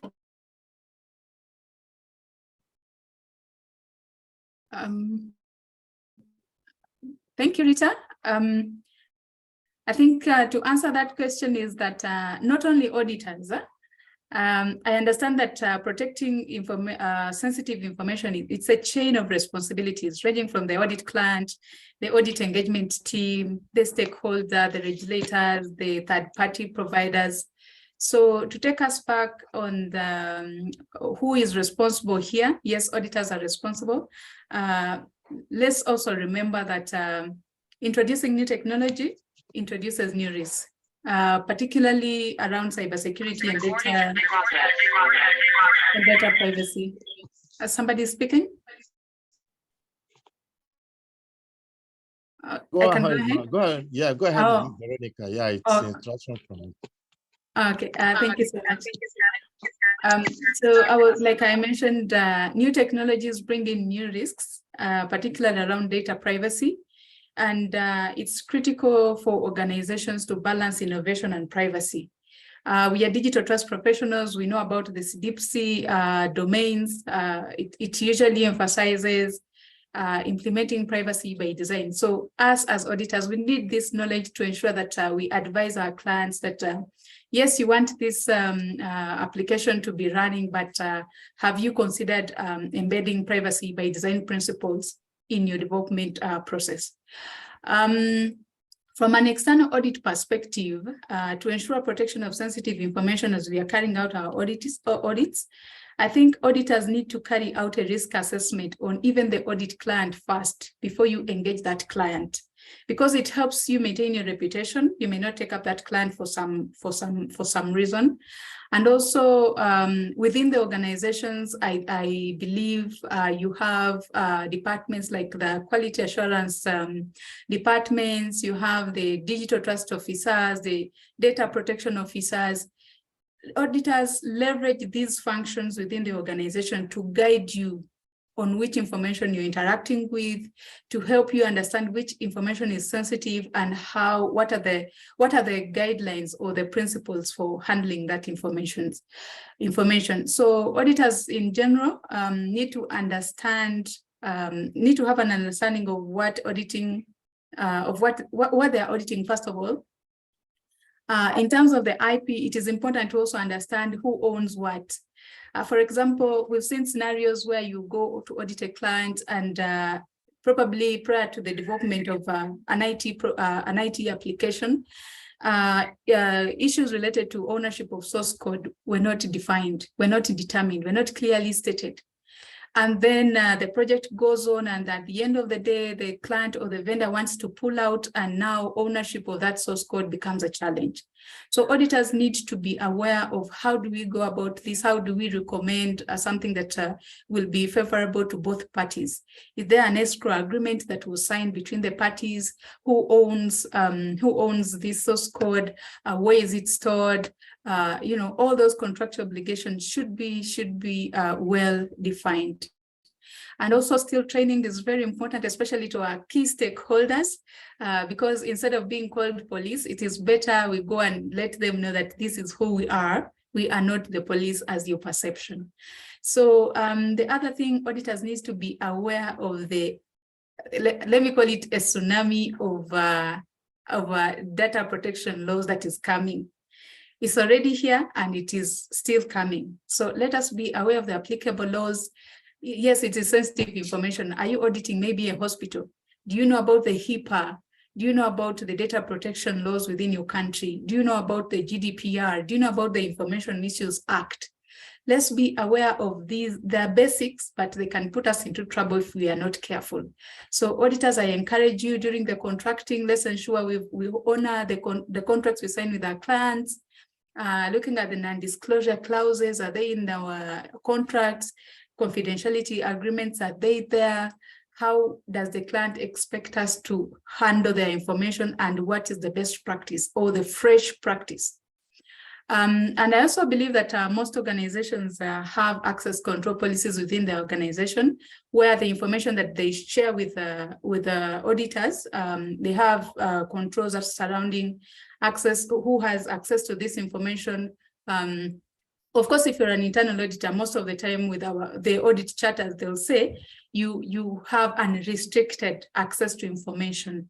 But then as an auditor, take the responsibility to ensure that this information is sensitive and I'm maintaining it the way it is supposed to be. Auditors should also encrypt reports. This is something that I see that is really tricky to auditors. Encrypt reports before you share with them, with the respective recipients. Let's say you are auditing, you're doing an IT audit alongside a VAPT assessment. I encourage you, at least don't combine those two reports.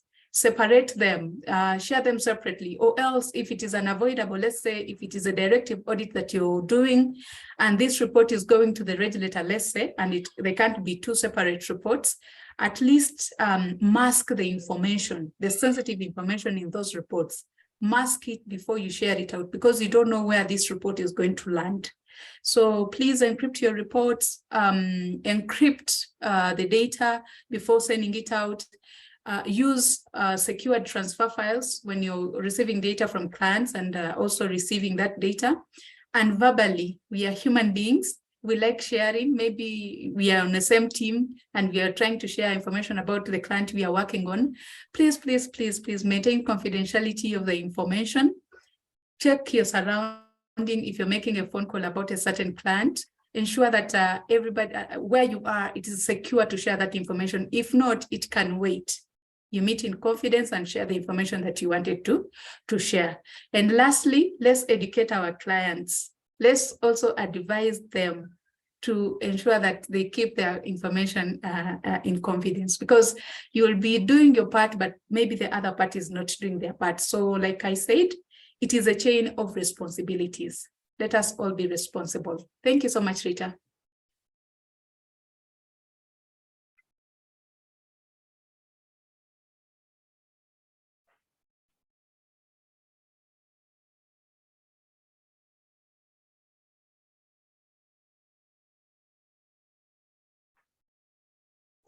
Rita, you can unmute.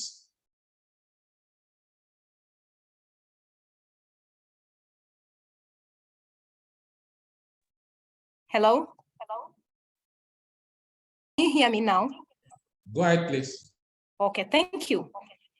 I don't know, Veronica, whether I'm going to fly to Nairobi after that, but I think I need to travel to all countries right now. Let's move to Chicago right now. Our next question goes to Ramona. Ramona, can you give examples on how emerging technologies have already been successfully integrated into the auditing process, and what benefits have been realized as a result? Yeah, great question. A great question. And you know, I can ask you, can I come up with something new aside from all these professionals I've already outlined out there? So I think everything was covered. All like Veronica said, all my talking points were covered by Ime, Innocent. You know, after Ime, Innocent, and Ken did their part, I was like, I still have one thing to say. And then Veronica comes in and, summarizes everything and builds upon it. And I'm like, okay, Ramona, now we are in a situation where unless I will like make up a new technology right on the spot, I don't know what else I can bring here. But anyway, to give you an answer here, data analytics. Okay, so let's talk a little bit about that. How auditors have actually greatly benefited from advanced data analytics tools and techniques that are available nowadays. How we can now process large amounts of data and identify patterns, identify issues, potential risks more efficiently than before.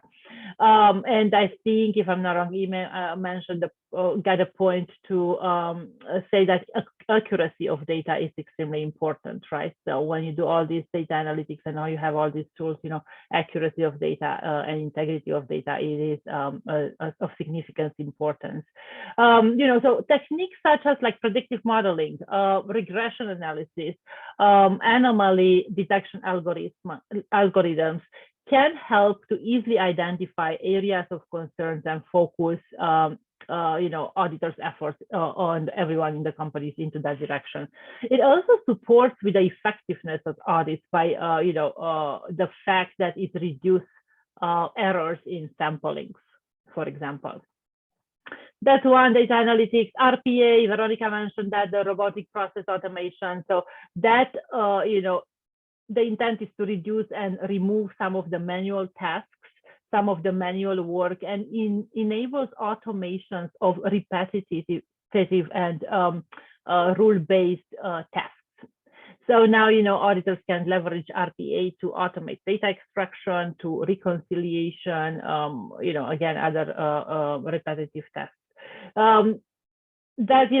Again, this technology, the one advantage is that it eliminates human errors, right? And allows auditors to focus on like different high-level, high-value activities such as, analyzing, interpreting, or like decision-making. So that's one. The other one I would mention here, and you already mentioned, artificial intelligence and machine learning. Okay, so machine learning, it is the technology. Artificial intelligence, it is the user experience. Okay, so machine learning can look at the historical data, for example, to detect patterns, to detect differences, making it easier to identify errors. Artificial intelligence powered algorithms, can be used to analyze areas like of for example, non-compliance or where we find inconsistencies. Okay. And cloud computing is another example that I can use here. So cloud-based automating platforms offers many advantages. Auditors can securely access and share audit-related information now from anywhere, right? Facilitating collaboration and streamlining the audit process. Now, there is associated with that, and but also, cloud storage also enables the efficient management and analysis of large volumes of data. And I think I'm not going to repeat any other of the things that I already mentioned. So yeah, we can move to the next question, Rita.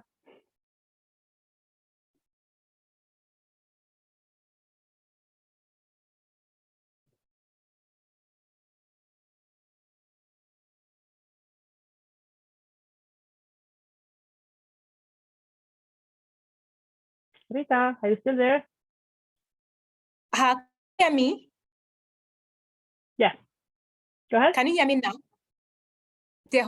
It's on blocking me, so that's why I'm on and off for some reason. Okay, I was saying before you go off, thank you very much for the elaborate and insightful explanation. That was good. Before you go off, I would like you to explain to us the potential risks associated with the use of emerging technologies in auditing, and how can organizations protect themselves from these threats? Yeah, I think this was exactly the question one of the participants was asking email. Okay, so I know email already touched base on that and talked about it a little bit. I don't want to repeat, but I also add a couple of things. I would also add probably the insider threats, ransomware attacks. Okay, so insider threats. The use of emerging technologies may nowadays require, to grant access, privileged access to auditors and other personnel within the organization. So this increases the risks of insider threats where authorized individuals misuse their access to sensitive information, right? That's one insider threat. Third-party risk. So we do rely on third-party vendors, and we do rely on cloud providers for auditing tools and platforms, right? So third parties, can be compromised as well. I talked about in my discussion a little bit earlier. Emerging technology, are also prone to cyber attacks, right? Malware infection, ransomware, and so on. Threat actors can exploit artificial intelligence because anything that has a logical control associated with it can be either disturbed or attacked. So artificial intelligence has the potential to, learn and adjust its own behavior, which could lead to new behaviors, and that would become organizational risk as well. Okay, thank you very much, Ramona. That was good and insightful. I'm getting my ticket next week to come to Chicago as well. Our next question goes to Ambrose Enuma. Ambrose, what are some of the ethical considerations that auditors should be aware of when working with emerging technologies? And again, how can they ensure the responsible and unbiased use of these tools? Ambrose? Ambrose, are you there? Yes, I've just unmuted. I just noticed that I was muted. When I tried to unmute, okay. I'm told that is the administrator that should unmute me. Thank you once more for having me. I think I was also requested to make a speech before your question by appreciating ISACA Abuja chapter for this wonderful occasion of celebrating internal auditing. It's actually a global event that started around in the 90s. And the whole essence is actually to bring to the consciousness of all the stakeholders that are involved in internal audit to be aware of the value that internal audit brings to the organization and to individuals, basically. So May is actually set aside every year for that purpose. I actually appreciate ISACA for this initiative, and I'm believing that subsequently we will collaborate more in the future. I am also aware that we've had a lot of collaboration between ISACA in Nigeria and the IIA in Nigeria, basically. So I'm actually expecting more collaborations. Now, back to your question, the ethical considerations in this emerging technology. Basically, in ethics, it sits on about 4 pillars, basically. It talks about integrity, objectivity, competence, and confidentiality. Those are the 4 pillars in which ethics sits on. And basically, for emerging technologies, you can also begin to look at these considerations. Incidentally, it also aligns with the mission of ISACA, which is actually to ensure digital trust. And digital trust also sits on 4 basic pillars, which is security, privacy, reliability, and transparency. Now, when you come to integrity, integrity is actually talking about trust. But for the sake of ISACA, it's talking about digital trust from my point of view, looking at it globally. All the total, the whole, let me say, the helicopter view of trust generally. Now, when we're talking about emerging technologies, first of all, the thing you need to look at, after I've mentioned the 4 pillars, basically. But one of the things you need to look at is the competence of the internal auditor or the auditor in, trying to ensure that this technology does not unduly expose the business or the organization that actually trying to deploy it. And if the competence actually sits on 3 pillars, which is knowledge, skills, and experience. Now, if you look at those 3 pillars, 2 of them are very important for the auditor. The auditor needs to have knowledge of the new technology. The auditor needs to have skills too. Experience he may not have because probably it's an emerging technology. But for him to be able to actually be able to audit and be able to give an assurance on that emerging technology, he needs knowledge. Knowledge means that he has to be proactive, which a lot of our speakers have mentioned here, proactive in learning that technology, knowing the technology. Like one of the presenters said, you don't audit what you don't know, basically. So you must know the technology, know how it works, know things around it, both outside and inside, to be able to deal with that area. Then objectivity. If you are looking at objectivity, for example, don't get carried away by the fact that that technology looks very good, because that would be what I call undue influence. Objective talks about undue influence. Undue influence is that let me not talk about it from the angle that somebody, probably the IT person, is putting pressure on you to ensure that you pass technology so that they can deploy. No, I'm also looking at it from the angle that you get carried away by. For example, we're all talking about GPT now. Everybody's talking about GPT. Probably I've used it personally and I'm in love with it. But if we're going to use it in my organization, the question I'm going to ask myself is that, to what extent does this ChatGPT meet the ethical consideration of the organization? So leave it from how I use it on my personal level. I'm looking at it from an organizational point of view. To what extent has ChatGPT's functionality and its ease of use affected my own thinking? But as an auditor, I must put on my objectivity cap to ensure that I do not get unduly influenced by either the external pressures or by the functionality of the technology. Then other consideration you can also look at is the issue of confidentiality. To what extent is people's privacy infringed on? To what extent is organizational data exposed by this technology? These are the things the auditor must make sure that is actually addressed before you can give an assurance on the ability of the organization to actually use that emerging technology. Thank you.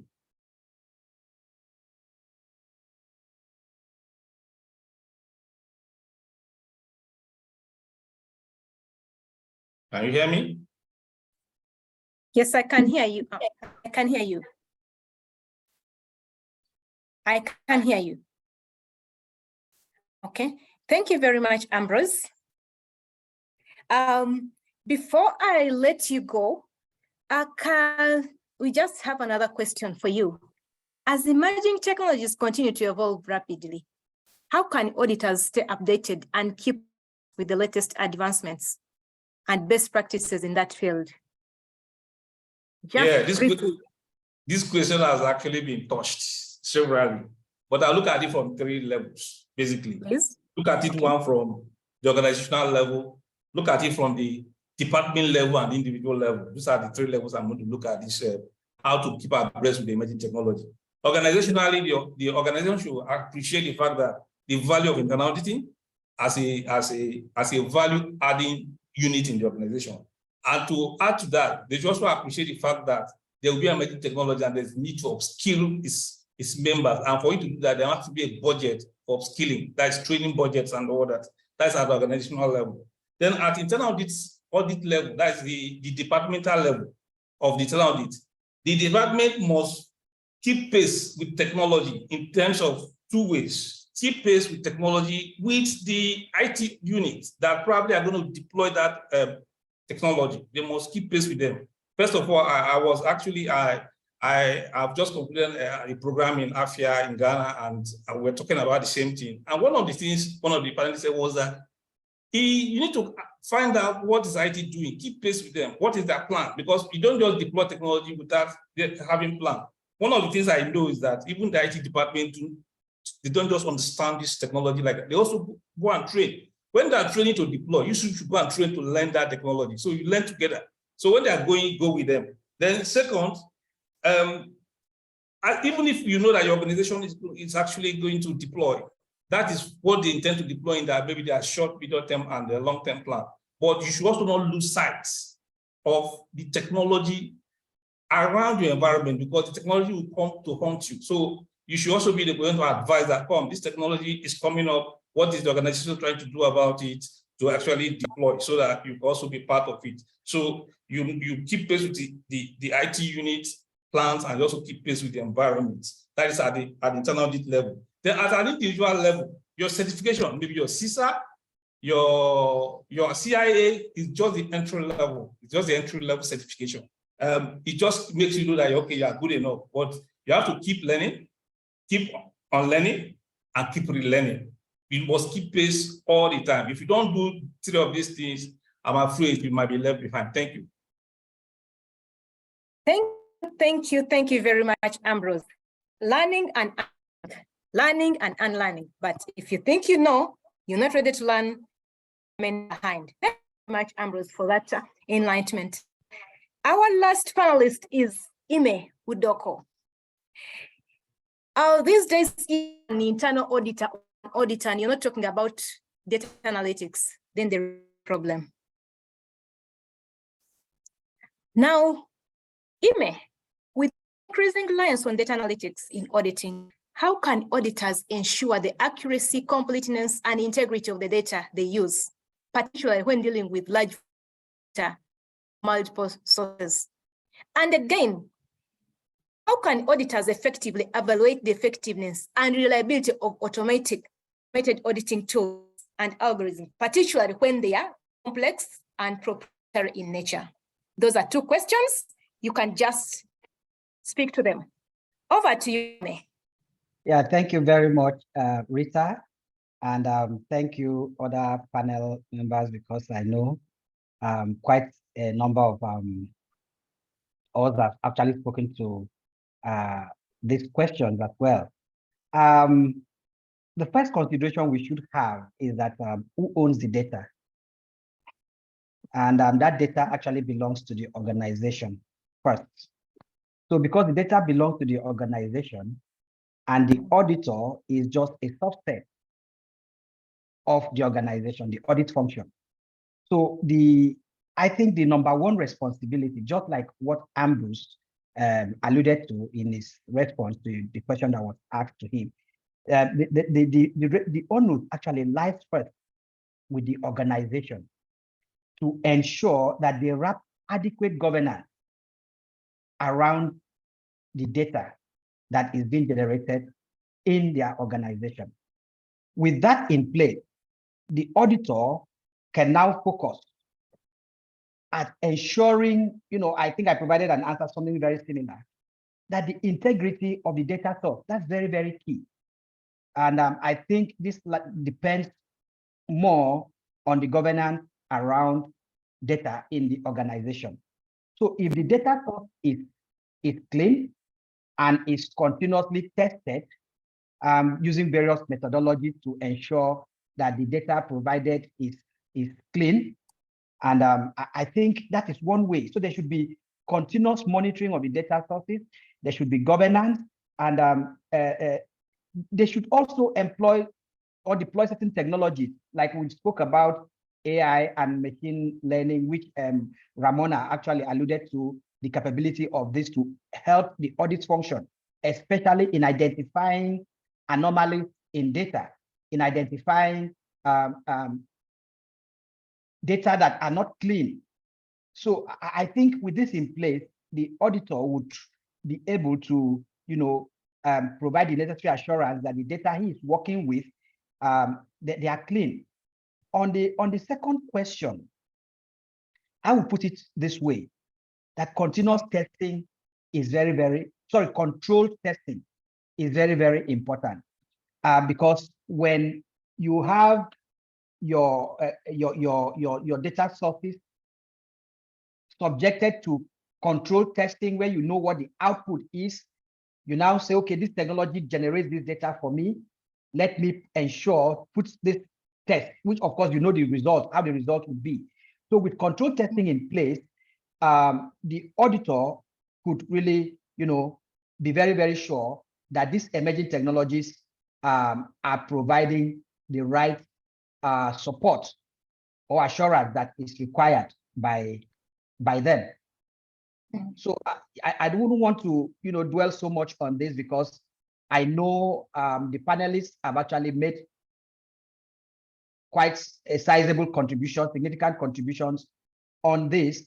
So in a short form, in a summary rather, I would say to the second question, we need control testing, and to the first question, we should focus more on data governance. Thank you. Thank you. Thank you very much, Ime. We are grateful. Thank you very much, our dear panelists, for the wonderful and insightful presentations and discussions. I believe each one of us on call, we've gotten something you're going to learn, and after here on Monday, we shall be different. We'll be different when you go back to our workplaces. A round of applause for all our panelists. Thank you very much. Please, our dear delegates, let's a round of applause to all our dear delegates. Thank you very much. In the interest of time, as we move to the next session, I would request that for all the questions that have been typed, which have been typed in the chat box, be to by our panelists. So I would like to close this, and before I close, I want to request every panelist to give us the parting thoughts, starting with our first panelist, and that is none other than Innocent. In 2 minutes, please give us your parting thoughts. Yeah, Rita, thank you very much. And there is a question you asked, I think it's Ambrose, on the, still on the tendency of the auditor to keep up with the states of rapidly developing digital technology, rapid development within the digital space. And I was just of the thought that, when I made that presentation, I alluded to the fact that the governance structure has to be rich, digitally rich too, for any impact to be made by the auditor or any other person. So I'm trying to add that the auditor has to be much more proactive, because you may have a management that is not aware, that is not abreast with this rapid development we are saying.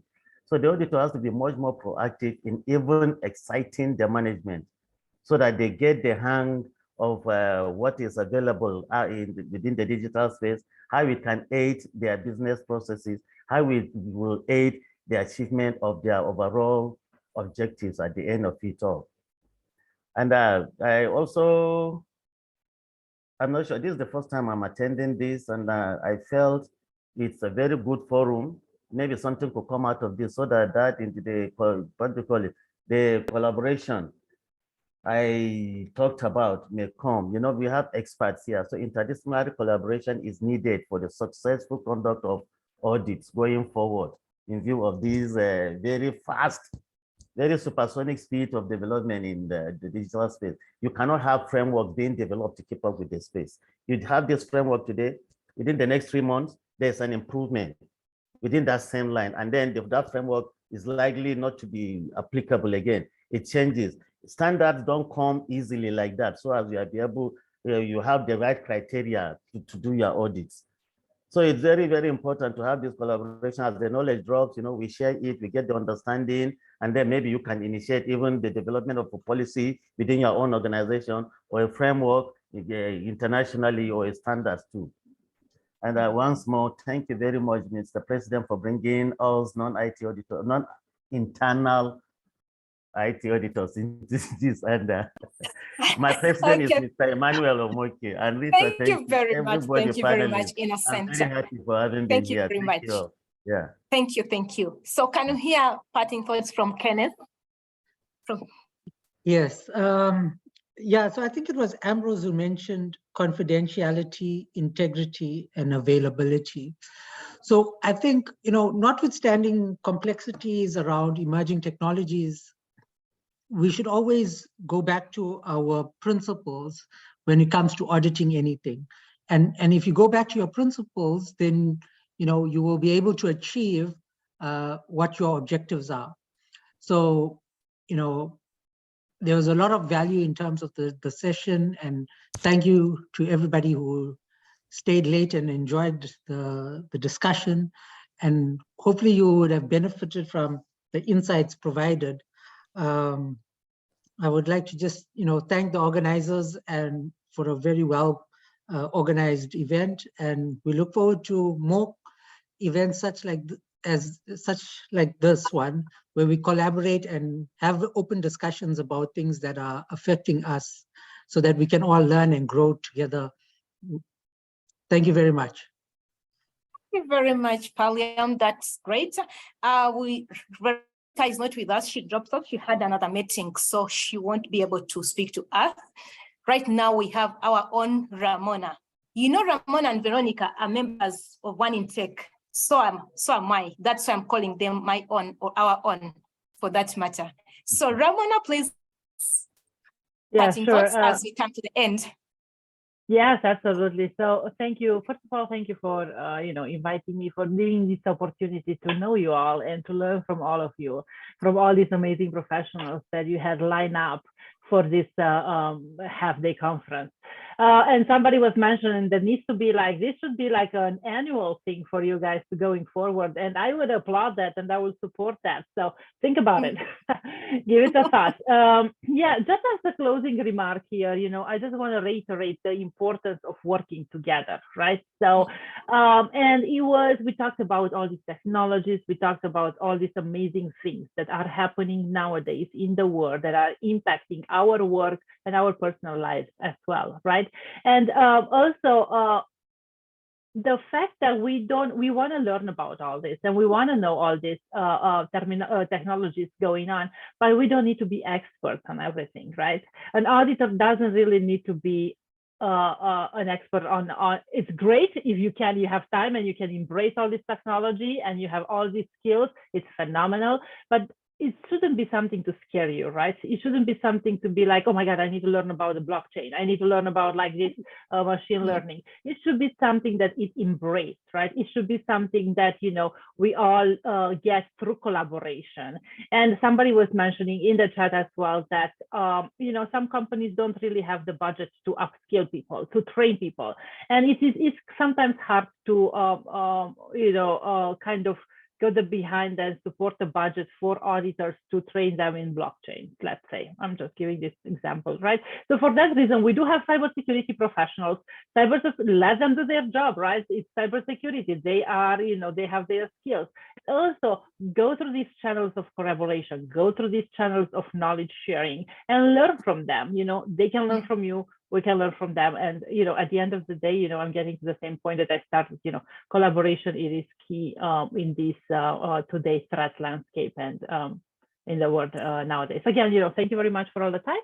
I think all the speakers, all the presenters were fantastic. All the people that I've attended, you already moved in the good direction, by being here today. And just, thank you, appreciate it.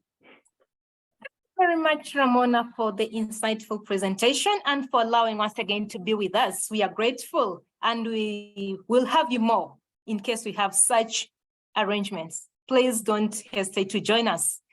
Thank you very much. Can we have our parting thoughts, Ambrose?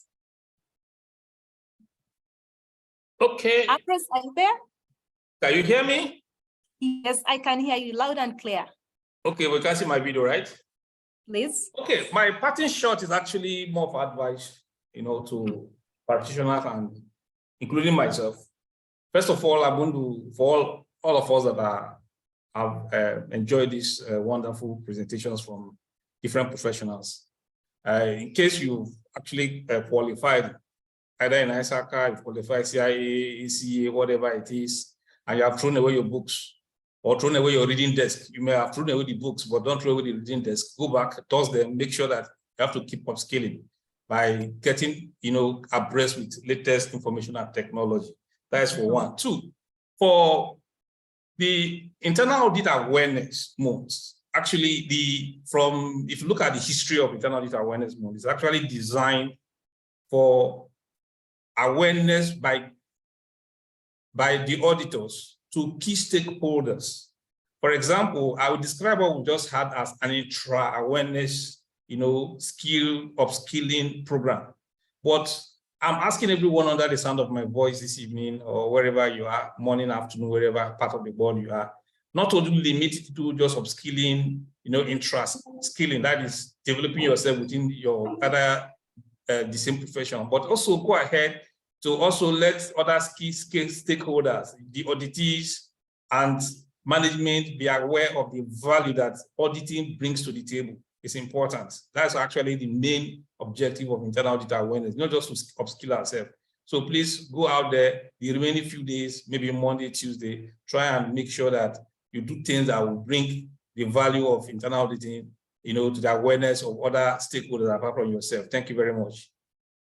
Thank you very much, Ambrose, for such a good message. And can we hear from Ime Udoko? Yes, thank you. From you, please. Yeah, thank you very, very much, Rita, my fellow panelists. I want to really say a very big thank you for this very wonderful opportunity to be part of today's engagement. Truth be told, normally I don't stay this late. If you could recall when they were reading my bio, I mentioned there that I love playing with my kids, my children, when I get home. So I know now they are missing me already because I've been receiving calls from them. Daddy, what's happening? You are staying too late. What's happening today? So that's to underscore the importance of that I attach to today's engagement. So I really appreciate everyone for giving me this opportunity to not only be a speaker, but also to meet with very wonderful people like Ambrose, Rita, Ramona. I was really, carried away with our presentation and the rest of us.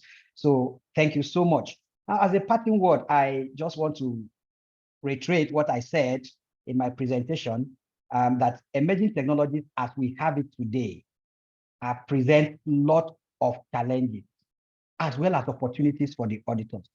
For instance, this meeting that we are having today, before now, auditors would be having an in-person engagement somewhere. But thank God for emerging technology.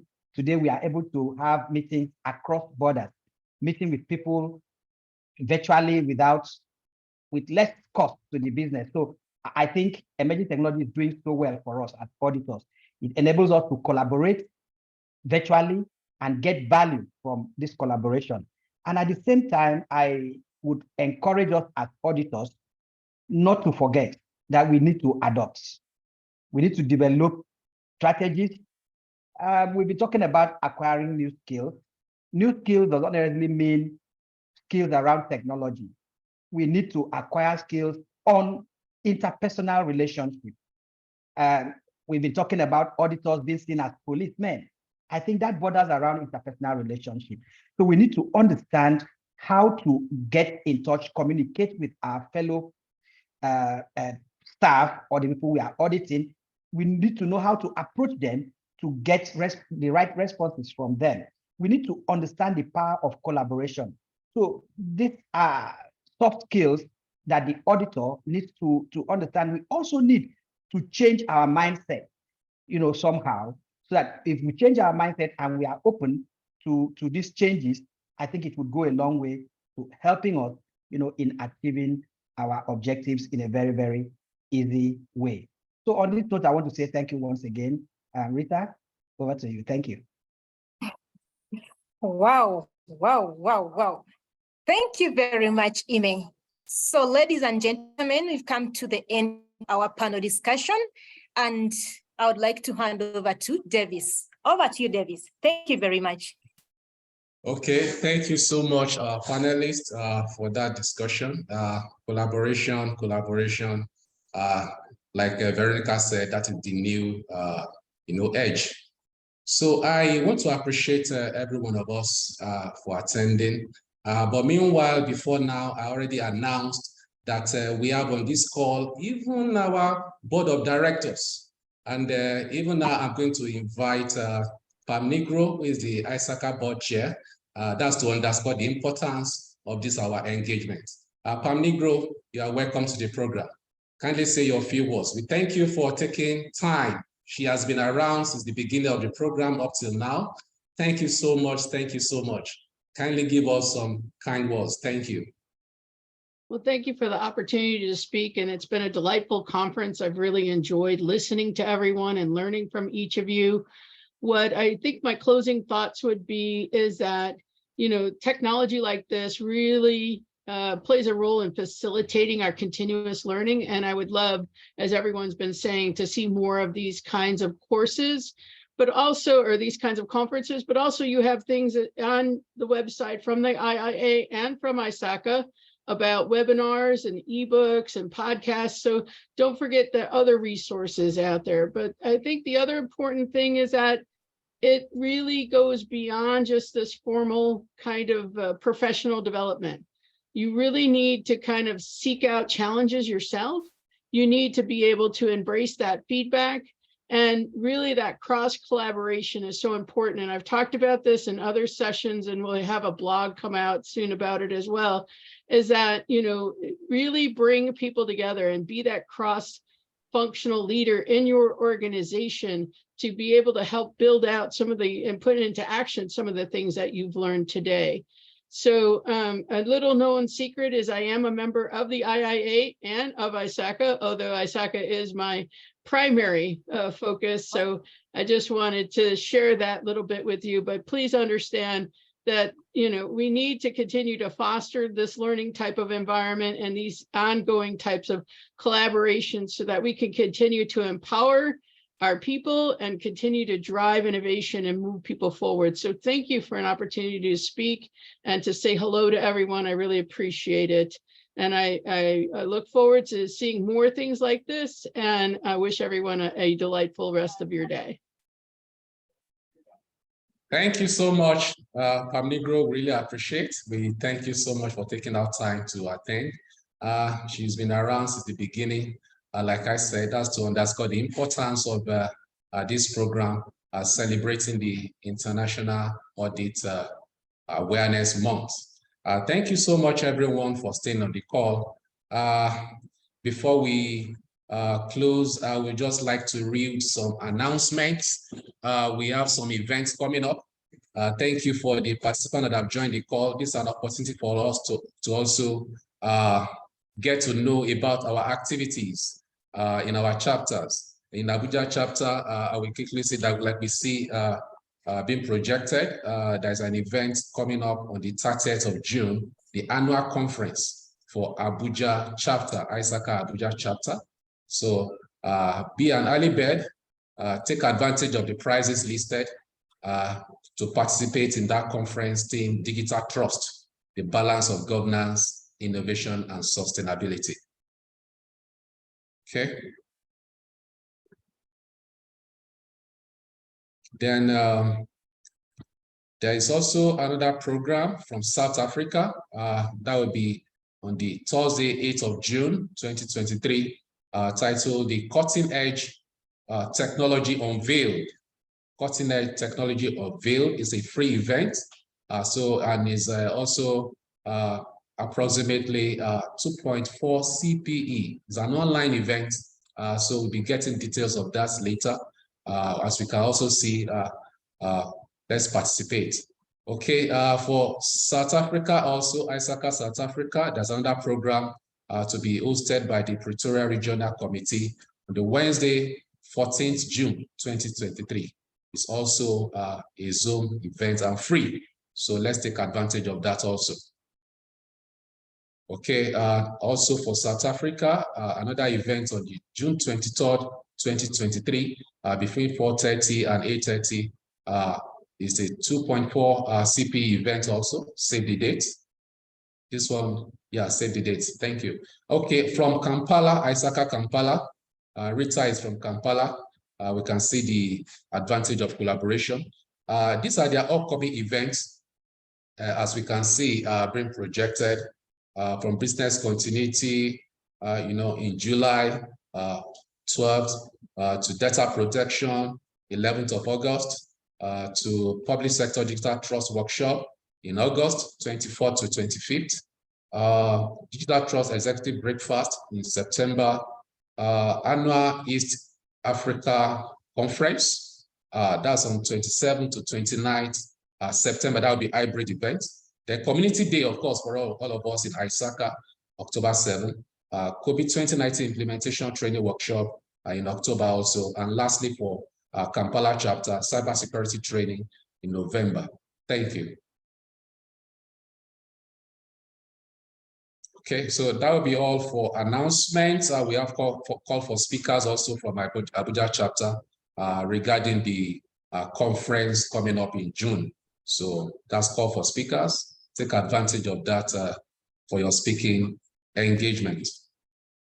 Sorry, point of correction. Abuja chapter conference is in August from 28th to 30th of August. So, but the call for speaker ends June 6th. So, and the early bird, the early bird is already on, early bird registration is already on, but we close by 30th of June. But the main conference begins from 28th and ends on 30th August. Thank you very much.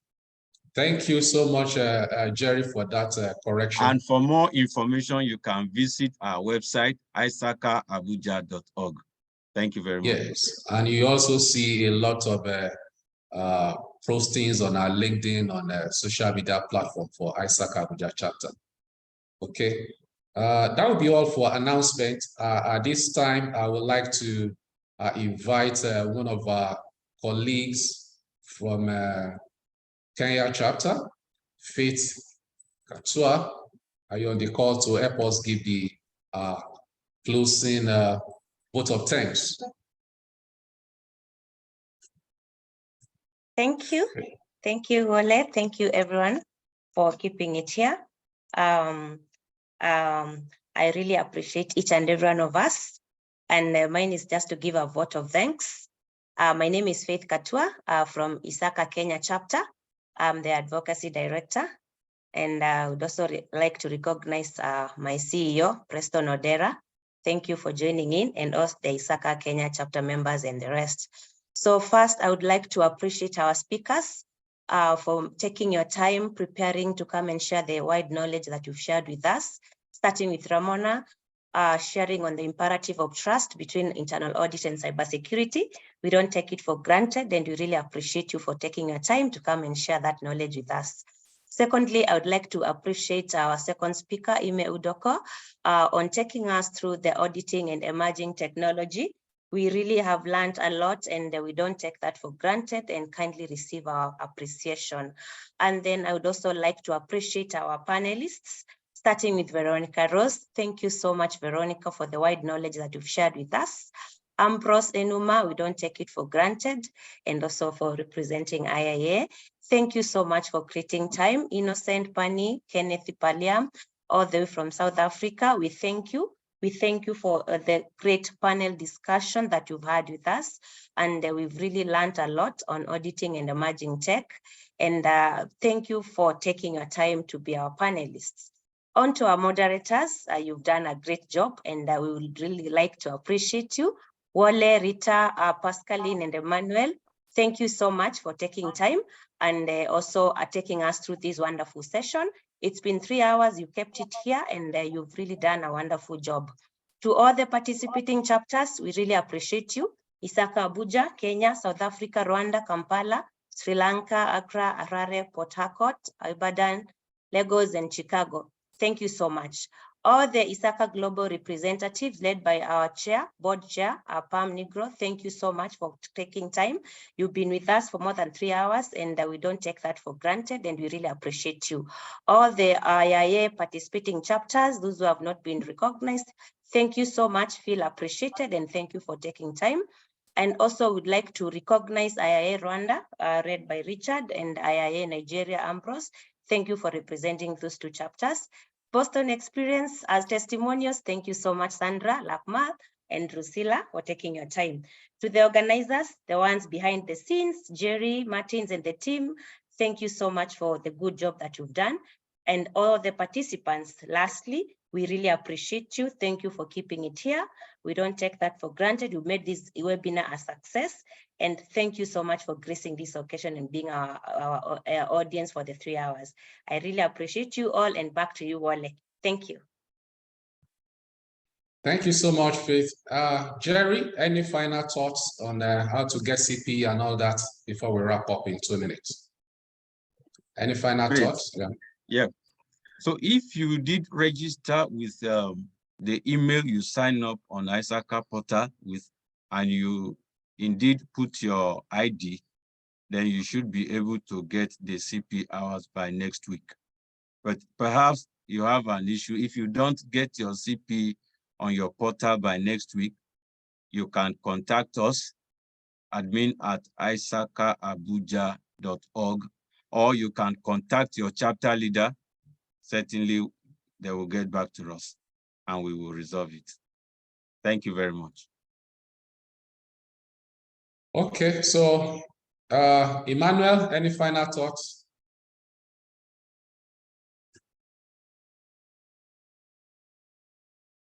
Is Emmanuel there? We want to appreciate all our participants for joining the call. And we hope that this will be a recurring annual event between ISACA and the IIA. Emmanuel.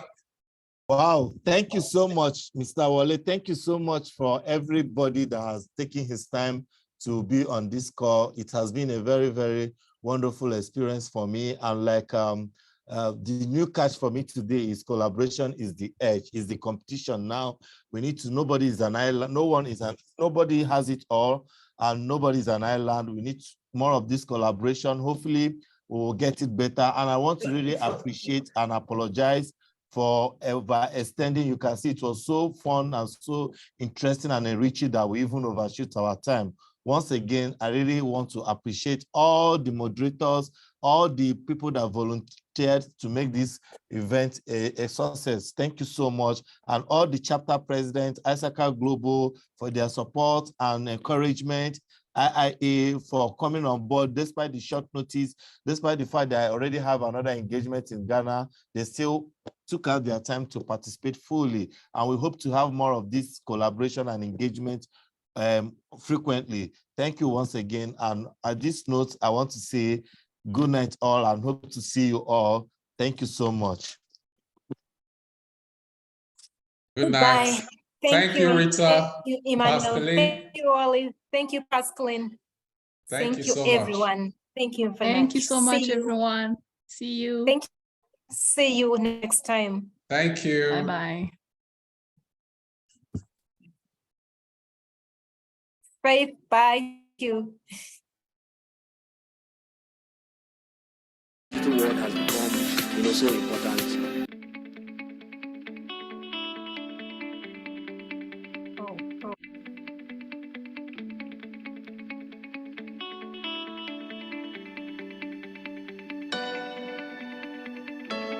Cyberspace and the digital world has become, so important in the life of individuals and countries.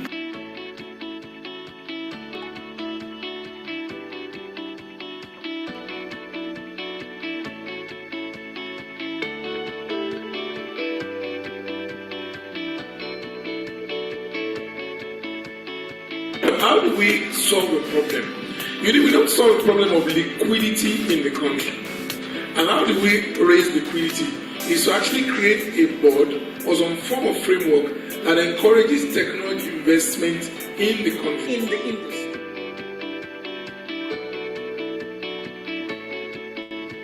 We have experts from not just around Nigeria, around Africa, and around the world right now. We're talking about some of the hottest subjects, and I've been very impressed with the knowledge that I've been able to take away from a lot of the conversations.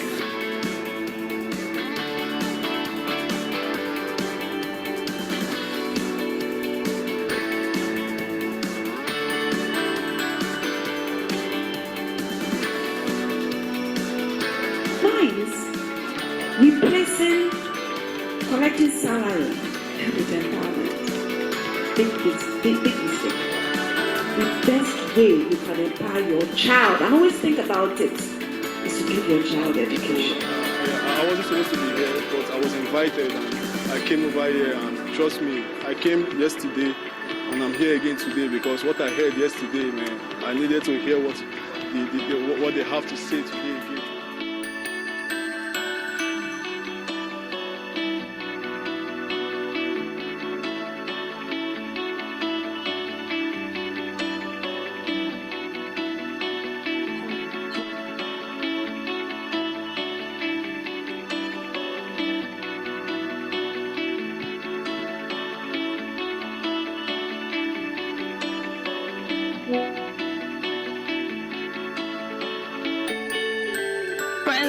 Topics have cut across everything, both personal branding to how you relate with your bosses to how you can also be an example in your workplace.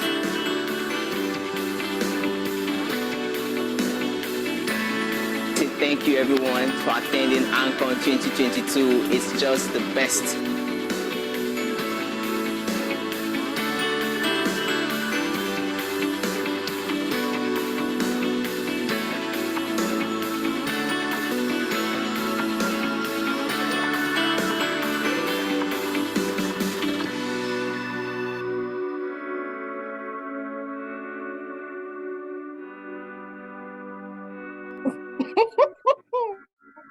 Come on, that's awesome.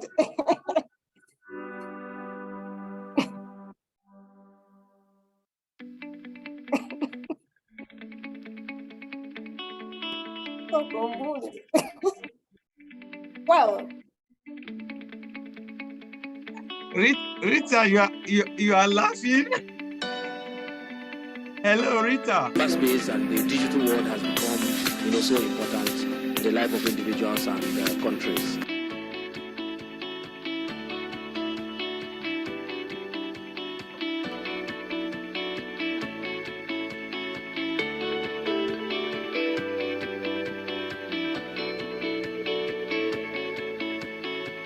How do we solve a problem? We don't solve the problem of liquidity in the country. And how do we raise liquidity? Is to actually create a board or some form of framework that encourages technology investment in the country. In the industry.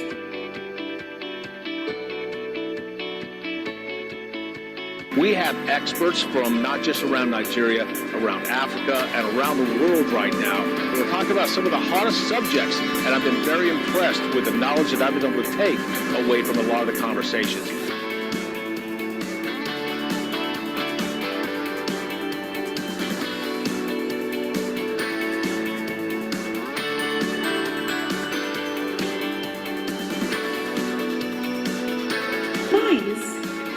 replacing collecting salary with empowerment. Big mistake. The best way you can empower your child, and always think about it, is to give your child education. I wasn't supposed to be here, but I was invited and I came over here, and trust me, I came yesterday and I'm here again today because what I heard yesterday, man, I needed to hear what they have to say today again.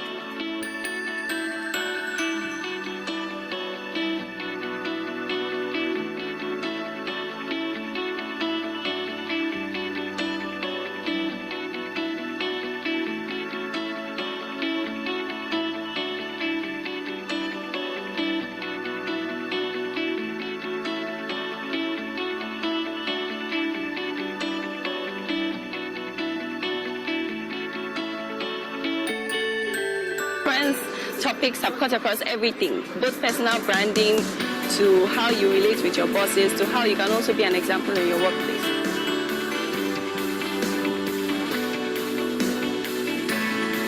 Thank you everyone for attending ANCON 2022. It's just the best.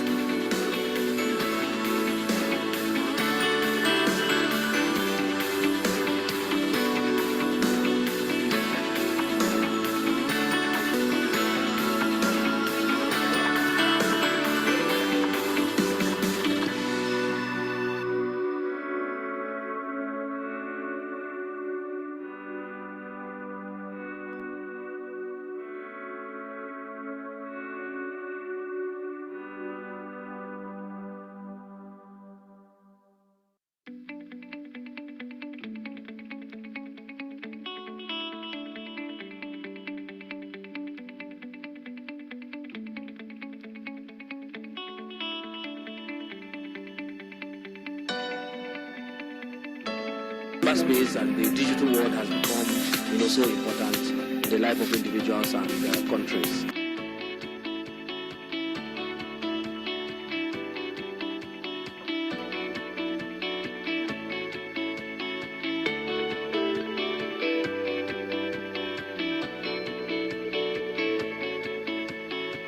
How do we solve a problem?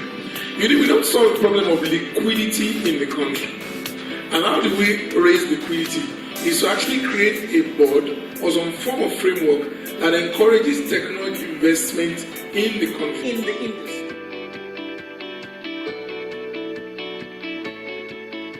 We have experts from not just around Nigeria, around Africa, and around the world right now. We're talking about some of the hardest subjects, and I've been very impressed with the knowledge that I've been able to take away from